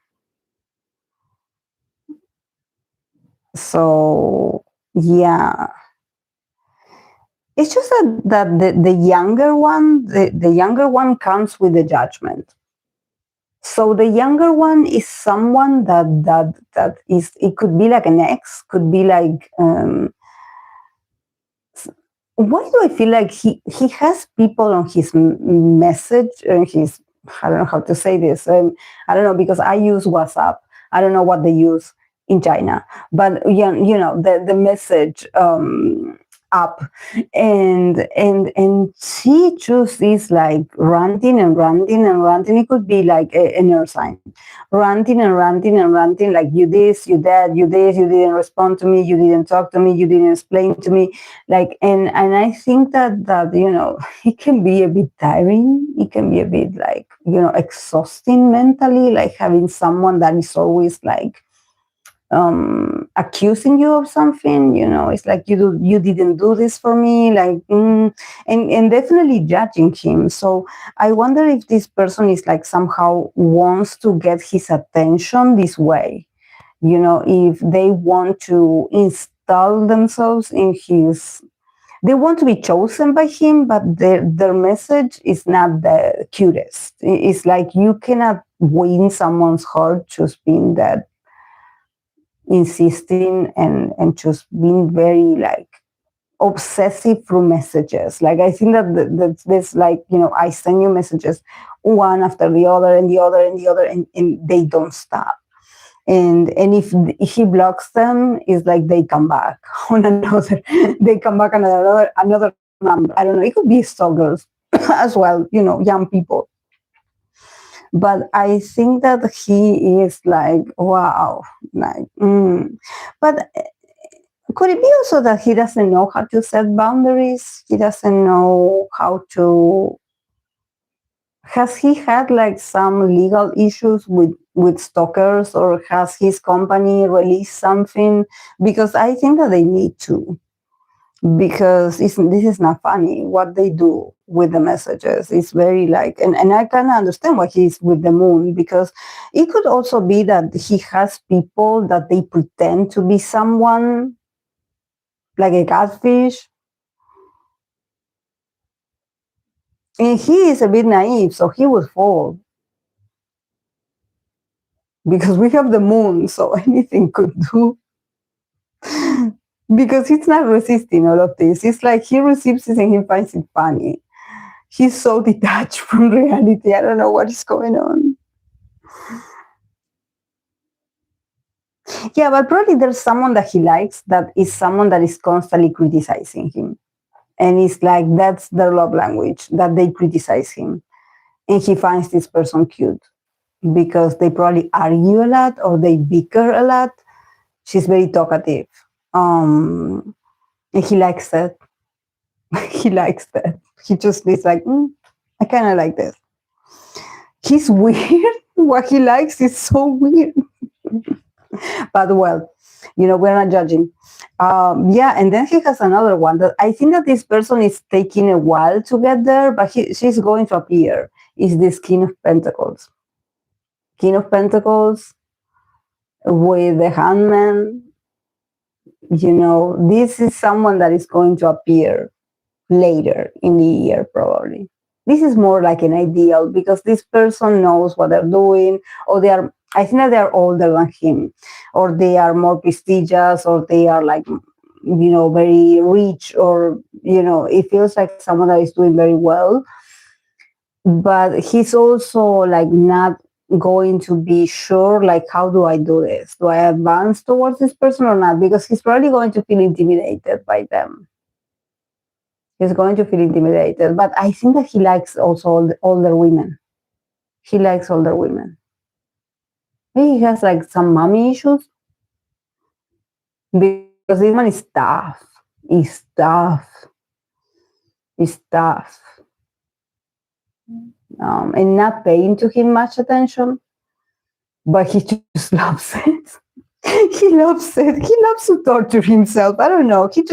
He maybe loves like women with a strong character or with a strong mindset, and if they are pushy, the better. It's interesting. But yeah, the moon shadow work. Yeah, whatever idea he attracts is part of his shadow work. Like these women represent parts of his shadow, parts of himself that he doesn't recognize like himself. I think that these two women are him, are the parts of himself that he doesn't acknowledge. And probably he's going to be confused about both of them. I don't see him making a decision, but I think that probably the one that is going to somehow stay for a while in his mind is going to be this Queen of Pentacles, because he cannot react, or he cannot act right away with her. He has to just stay still and observe her. Maybe they're going to work together. So there's something about observation, like, oh, I have to observe you and I cannot do anything, or I cannot make a move. He's a bit intimidated by her. He really is like, but how do I move? How do I go towards her? She's huge, or she's a bigger star than me, or she's more rich than me. There's something about her status that it feels like he feels a bit intimidated but attracted. So yeah, confusing year for ideals.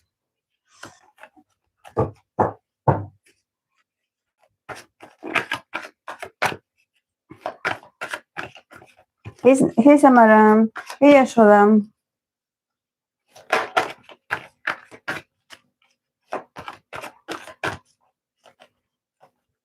Okay, I'm going to do the last one, and then I'm going to go, guys. I have BTS B.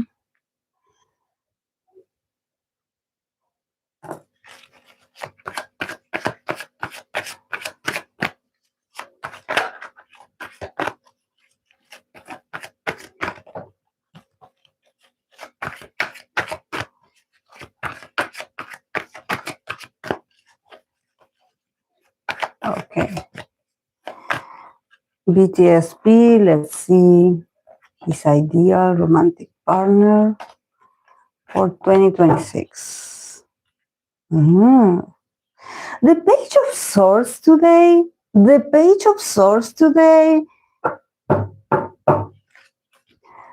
a lot of these men, especially the men, because I don't know if I have women in here. I don't have women, except for Raye, the singer. They're all men. Well, if you have watched all the readings before this, you know that a lot of them got the Page of Swords.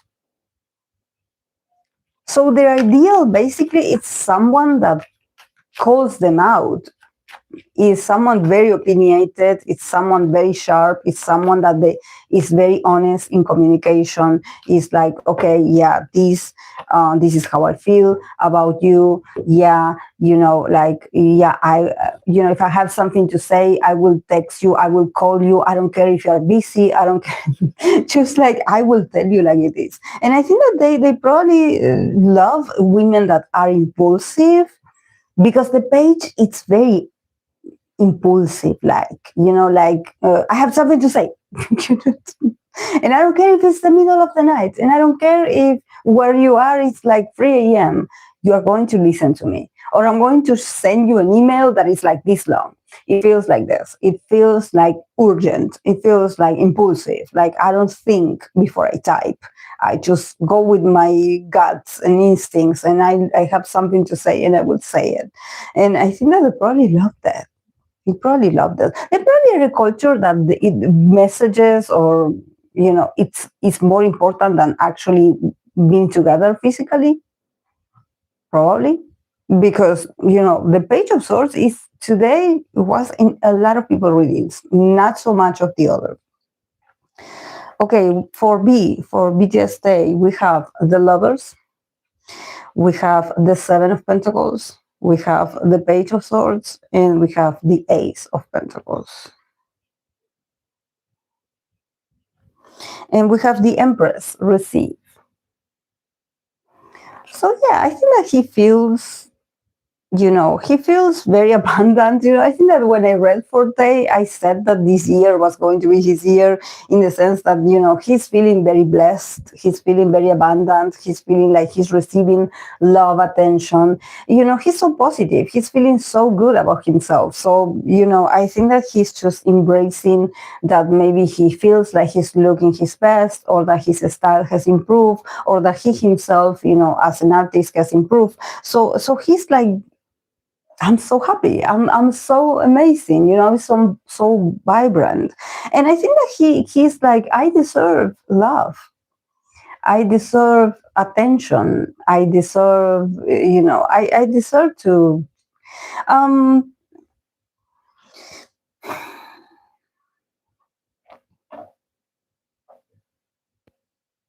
I mean, he's sort of waiting for someone. We have the page of sourcing here, so I think that he's like, he's waiting for someone. He's waiting for someone response, or he's waiting for someone to confess their feelings to him. Because we have the Seven of Pentacles, so he's like, I know I'm going to wait. I'm going to wait, and you will come back. I'm going to wait. Um, because we have the Lovers, see, we have Gemini, that is like the duality of, like, you have to make a choice. We have to we have to make a choice. We have to choose. We are in the middle of a crossroad. We are sort of playing with each other, or we are flirting with each other. But I'm waiting. I'm going to be patient. I'm going to be patient. I'm going to. It's for BTS, BTSP. So yeah, so he's like, I'm waiting. I think he just like I said, when I read for him in Capricorn season, that, some people were like, oh, well, he's full of, because I said, like, maybe he's a bit full of himself.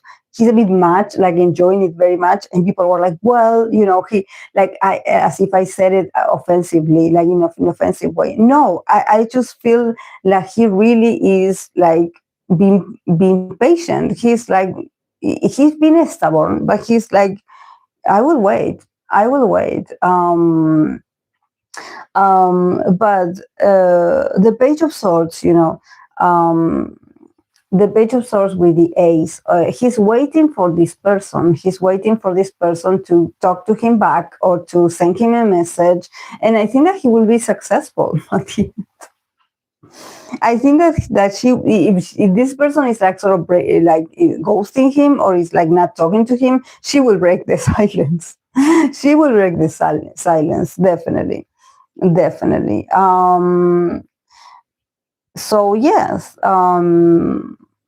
but he's like, I think that when it comes to his ideal, with the Lovers, I think that also, um, Tay, it's very flirtatious, So when it comes to his ideals, he never gives you like a straight answer.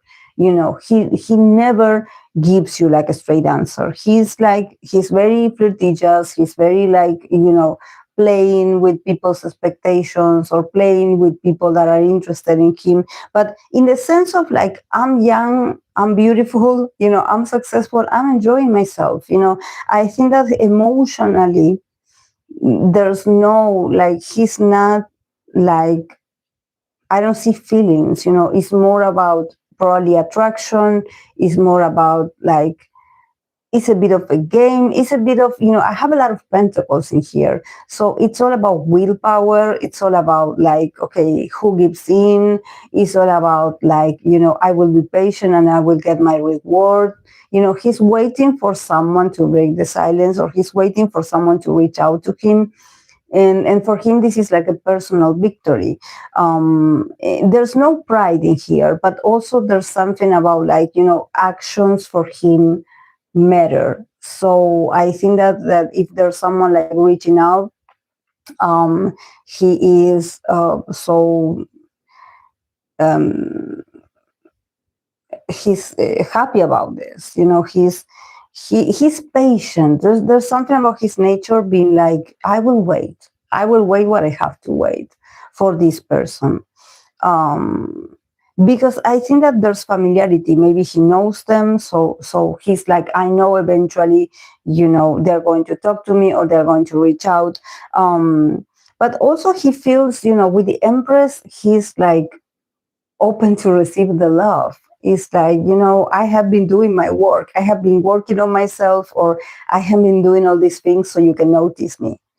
So, he's been like the Empress, like feminine, like receptive, like I want you to notice me. I want you to check me out. I want you to come to me and just, say the words. I don't know what that means, but I think that with the Ace of Pentacles, there's going to be a satisfactory, a result for him. And because of his waiting, there's something about him waiting. He's like, I'm waiting for them. I'm waiting.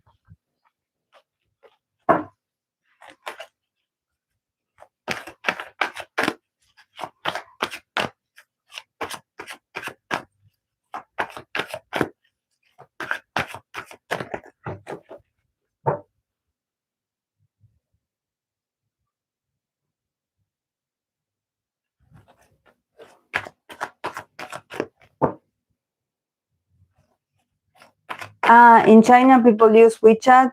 Okay.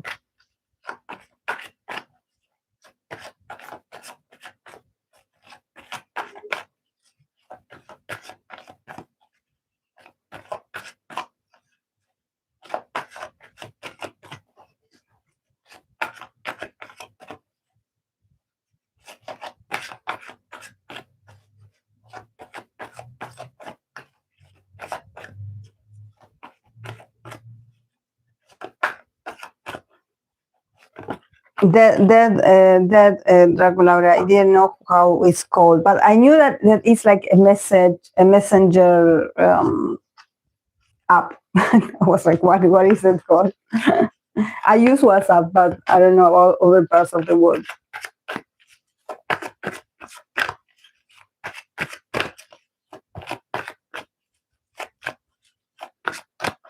Career, JKMB.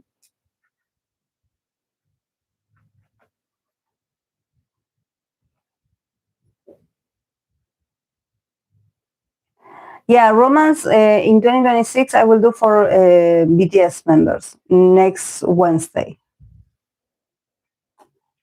Okay. Let's see. I'm going to pull some cards and then I'm going to go.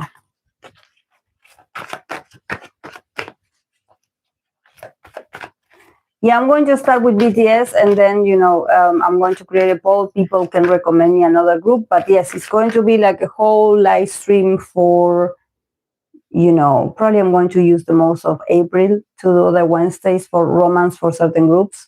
So, yeah.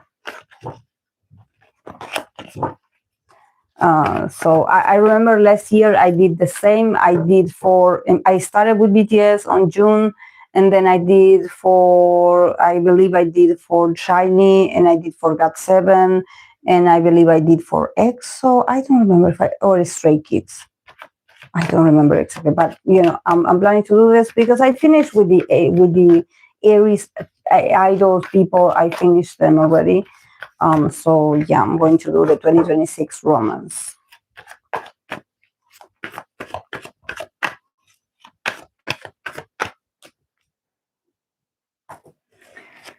Here too we use WhatsApp, but from actually the government has access to all the chats. Yeah, Samara, we are in every season. I'm not wasting any second. Everything is fast and furious.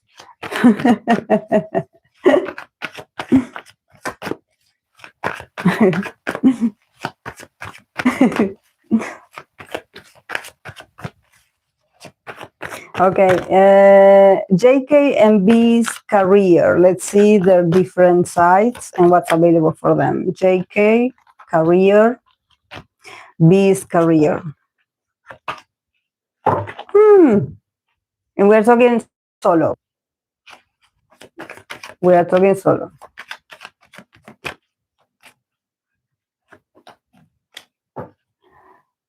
Yeah, for single people, the other Sunday, Charlino, the other Sunday. When I create the post, please, can you put it in the comments? Yes, for individual readings, yes. Okay. Oh my God. Okay, for JK, Five of Pentacles, Eight of Swords, and for B, the Moon, the Lovers, and yeah, Knight of Cups for them, Charm.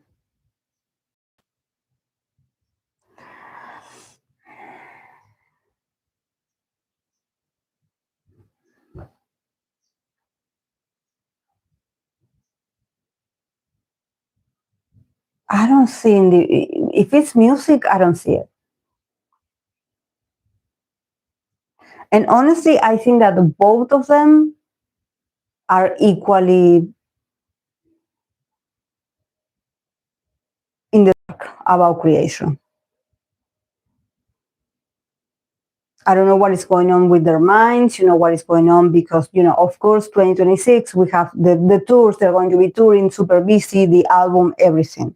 But I think that artistically, when it comes to, them having an idea or like, I want this for myself, both of them are confused.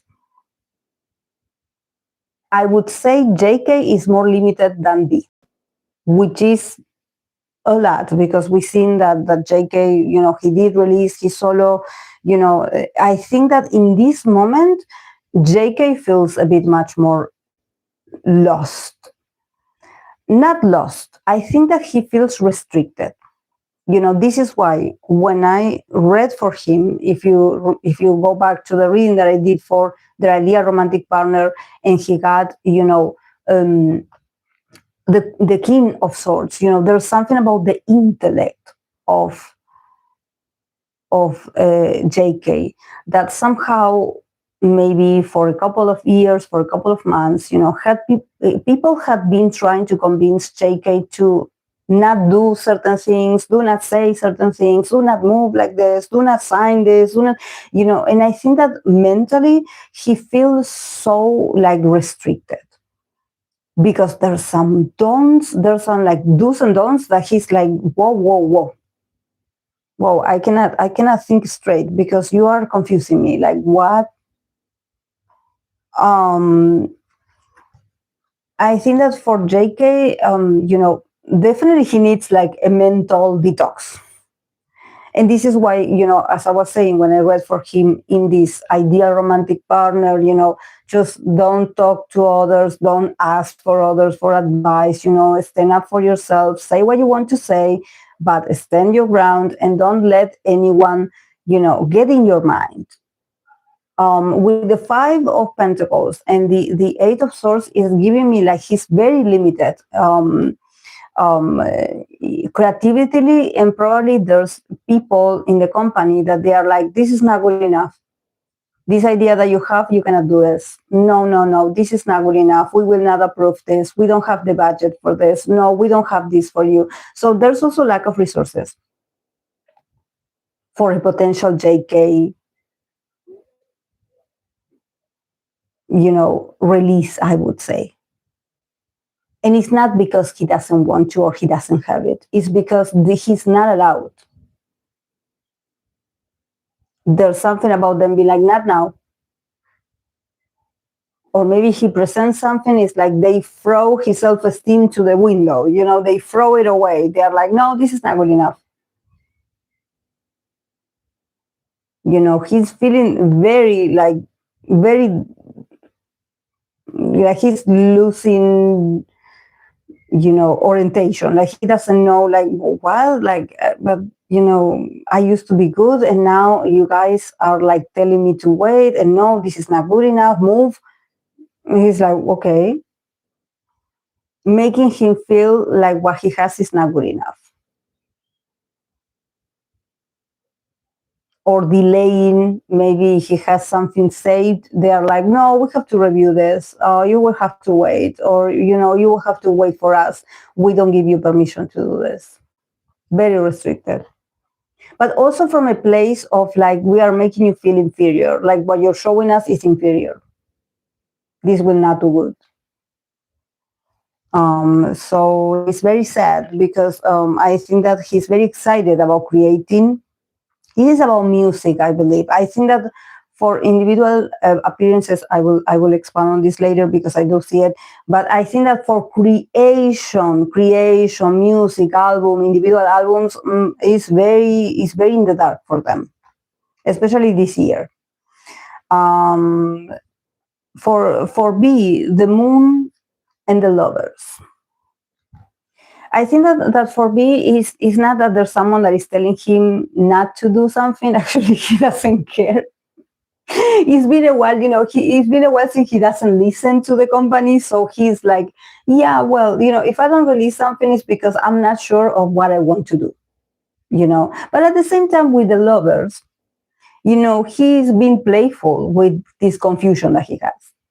He's like, well, I have ideas, but I could do this, but I also would do this. And I could release something, but maybe, on the outside. I think that B is sort of, going with the flow of uncertainty. He's like, well, I kind of want to do that, but I'm not sure how to release it. They didn't clarify certain things. So, and also he's not in a rush. He's like, well, I have things to do. So if it's not this year, it's going to be the next, or I don't know. But at the same time, he's sort of playing like maybe, creatively, this is a word that is so hard for me to say. In the creative sense, he's playing with different kind of artistic expressions. So even if you don't get a song, you will get something else, like art, like decoration. I want to say decoration, decoration, paintings, dolls. He's just playing with a lot of possibilities. It's just that maybe not music, because music or writing or lyrics, it's a bit like, he's like, well, I kind of have to ask for permission, and I have to ask this person, and I'm not sure if I want to work with them. So he's like, relationships are not that well with the company, so I better not ask them for anything. But at the same time, he's like, well, I could do something else on the other side. In there, they cannot tell me anything. So, he could release something. He's just not in the shape or form of an album. But he's not, there's an acknowledgement in B's side. B, Taehyung, is more like, I accept that I don't know these people. That there's days that they treat me like the king, and then there's days where they don't talk to me. And when I say they, I don't mean it the members. I mean it like his relationship with certain producers or company. So he's like, I know I will get a no, and I don't care. I have other things on the side. He has all the other connections. So he's like, I'm not asking them to do anything for me. I just go with the flow. Okay, I don't know if I can trust them. He notices the double standard, or like he knows he's not the favorite. He's like, well, I'm playing in the uncertainty. I know that they will not say yes. If I release something, they don't know, this is not. So he's like, well, okay, whatever. But we have the Knight of Cups. That is his charm. So definitely, both of them, they have a lot of charm. They have a lot of love to give. They have, they are inspiration for a lot of people. They are beautiful. They are young. So I think that, maybe musically, or maybe when it comes to music, you will not see it for now.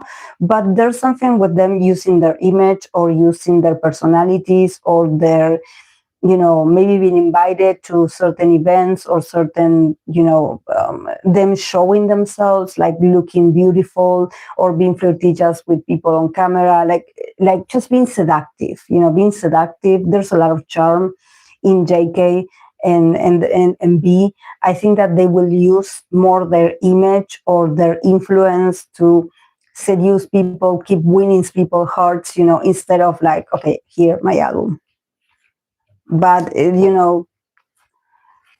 they are very charming. I think that the key point of their selling, if they want to sell something, is their image. Their image, or probably even like they could launch something together. Could be like a show, interview, something that they are going to create together, because it's a Knight of Cups. So I think that it is like lovey-dovey. It's like, here we come, we are being cute. So maybe for some tech cookers out there, you could be happy about it. Let me know if it happens, please.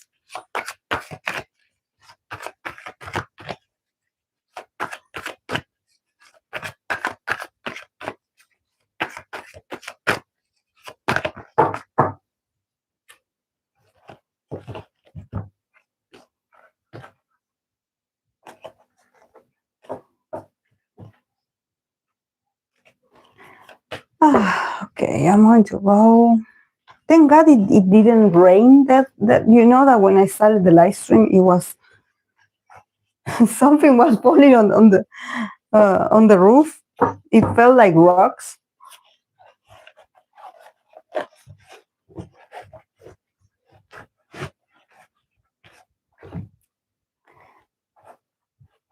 Okay.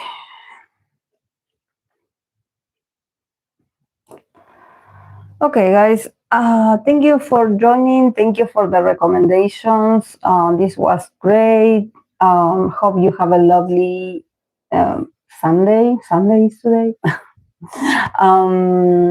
And yes, I will come back on Wednesday to do the romantic romance in 2026 for BTS. So yes, hope I can see you there and hope that we can have fun. And thank you so much for the recommendations, being here, saying hi, and interacting. Thank you so much, guys. Bye.